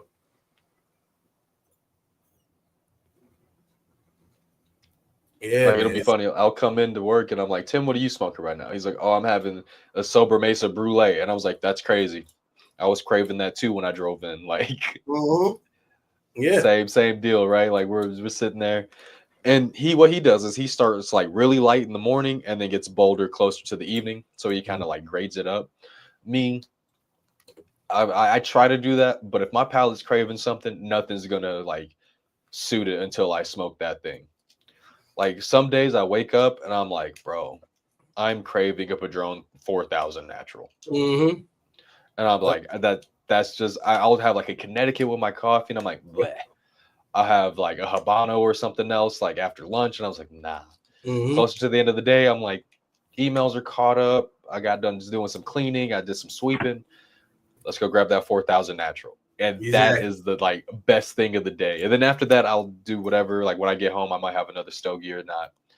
But like that 4000 natural was so good. And I probably could have just had better luck with cigars if I just smoked that straight off rip. But I was Mm-hmm. just like, I'm gonna try to work through it, and then I'll save that for the last cigar. That's just kind of how my palate's been right now. We're like, I'll be like Fuente Fridays, right? I'm Mm-hmm. like, I'm not gonna enjoy any cigar today unless it's a Don Carlos or a Hemingway or Mm-hmm. something, or Yeah. like a Hemingway signature, right? Like I'm not gonna enjoy any cigar until I get my hands on one of those. And sure enough, it's kind of like that where I'm like just smoking, still trying to get the relaxation and the flavors. But once I get that first puff of a Don Carlos or a Hemingway, I'm like, that's what I needed. Mm-hmm. Mm-hmm. Hits the spot. That's how I am with the damn the it's in French it's called the pastry, but it's called the la La pâtissier. Patissier. Yes, La that's my Patissier. baby. That's my You baby. know what? I I found a cigar that was similar to it in our humidor. Not the same price, not like the same quality, but like it was the Illusione Maduro, like in the 88s. No, I'm sorry, the MJ12. So it's a Toro Gordo. It's a 6x56, and you get that pastry like bready Yeah, chocolate, you know like what? Like Illusione is one of those brands too that I really enjoy. It's just the mhm. damn price point is so damn high. But the Illusione Habano, fucking Lancero, oh, Yes, sir. such a great I stick. I don't know if you got a home collection or not, but I would always advise getting like a 5 pack of Epernay's and just forgetting about them. Mm-hmm.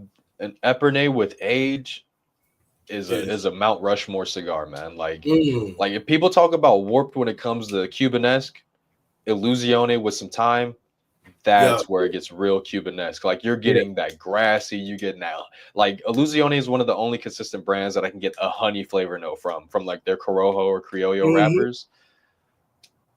Uh, yeah, Hot 10, low key banger. Yeah. Their Holy Lance, Yeah. banger. Just like Even their the little guys. the Rothschilds, yeah. Yeah, the Rothschilds. Oh, the Rothschild Maduro. Hmm. Yeah, it can't beat. Yeah. Mm-hmm. Right about that, bro. Yeah, man. Illusione is one of those sleeper brands, man. Like, and it's one of those things where like every time our Illusione guy comes in, I'm like, please, please, please, get Dion out of Reno, have him come here. I just want to pick his brain for like an hour. I'm like Yeah. asked him like, hey yo, just some things aren't gonna get done today because I need to talk to Dion. Mm-hmm. Like, like he is just a blender that I just think is just has a knack for it. And that's just one of those things where like if I ever go up to Reno, that's a place that I'm gonna be for like 2 or 3 days just Yeah. so I can bug them. Yeah. Just yeah. I feel you on that. I really enjoy Lucione. Really, like the group of five to me, Yeah. amazing. Which I was a little upset about Half Wheel's review on it, but right now they've been but I get where they're coming from. If they ever give something under a 90, it is not performing or it needs touch ups or stuff like that. And they're used to smoking like Davidoffs. They get to review the top tier stuff. So like when they smoke something that does oh the lost documents, the original documents, both of those are fantastic blends. Um, Yeah. but Halfwell gets their hands on the top of the top when it comes to their cigars. And so like if they review something, they're like construction issues for these three. I'm like, I get it. But I was also like I understand we're I not don't gonna agree with their palate sometimes. we're not gonna talk about that. We're not gonna talk about that. But T man, we going on 2.5 hours. Yo, I'm at the, like we gotta do a part two for sure. Okay, I'm down. I'm You know, so down. yeah, man. So we gotta do a part two for sure. And yo, guys, follow Terrence on Instagram at Noah is Tekufu. Tekufu. Tekufu.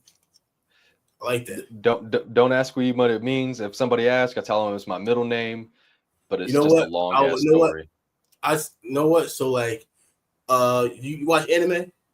Yeah. So like, so the like this is one reviewer named CJ the Champ.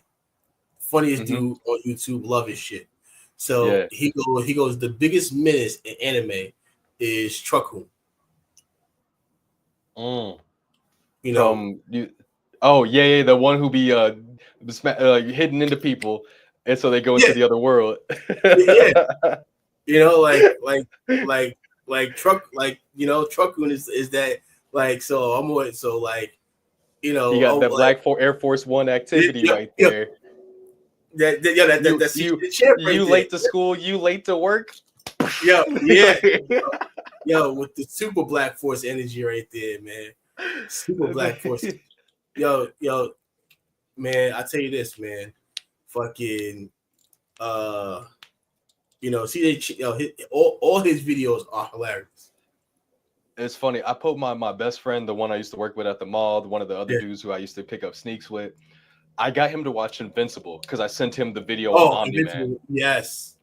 He was like, bro, he was like, Omni-Man is the GOAT of Black Air Force One activity. He is like, he slapped the Great Value Justice League. He did this, did that, ran it.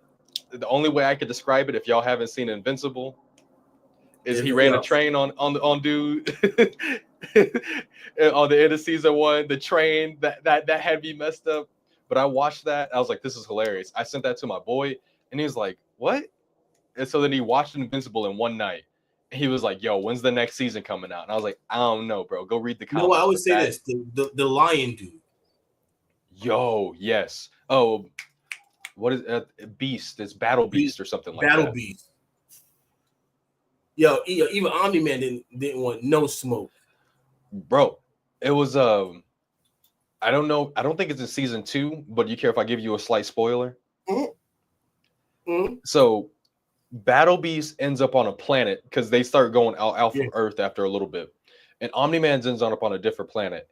And Battle Beast pulls up. And he was like, you're Mark Grayson's dad. And he was like, so what about it? He's like, I'll beat the shit out your son. He's like, difference about me, I'm not the one to play with. I taught him everything he knows, but I'm at least 300 years older than him, so you're not going to touch me. They fought on that planet for 3 weeks straight. Yo. Straight, like, no sleep, no food, no water, just straight hands for 3 weeks.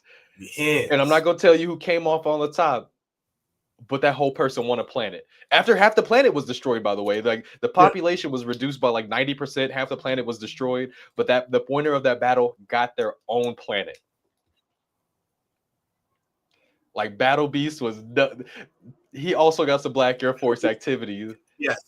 Yes, Battle Beast is up there. Battle Beast is up there. Oh man. All right, guys, we got to end it here because all right. Well, if you're part of the Unbanned Discord, take your ass over there to Unbanned Discord. You mad late, man. Oh man, brother. He's over in Hawaii. Man, he came at the end of the podcast. Dang. Yeah. All right, guys. Listen, you guys. All right, now I gotta do it. You guys know the vibes already. Tell a friend to tell a friend. The Big Guilty Cigar Podcast. Until next time, guys. Peace. Thanks for watching. You guys make this show what it is. I appreciate you guys, man. Peace. Later, fellas.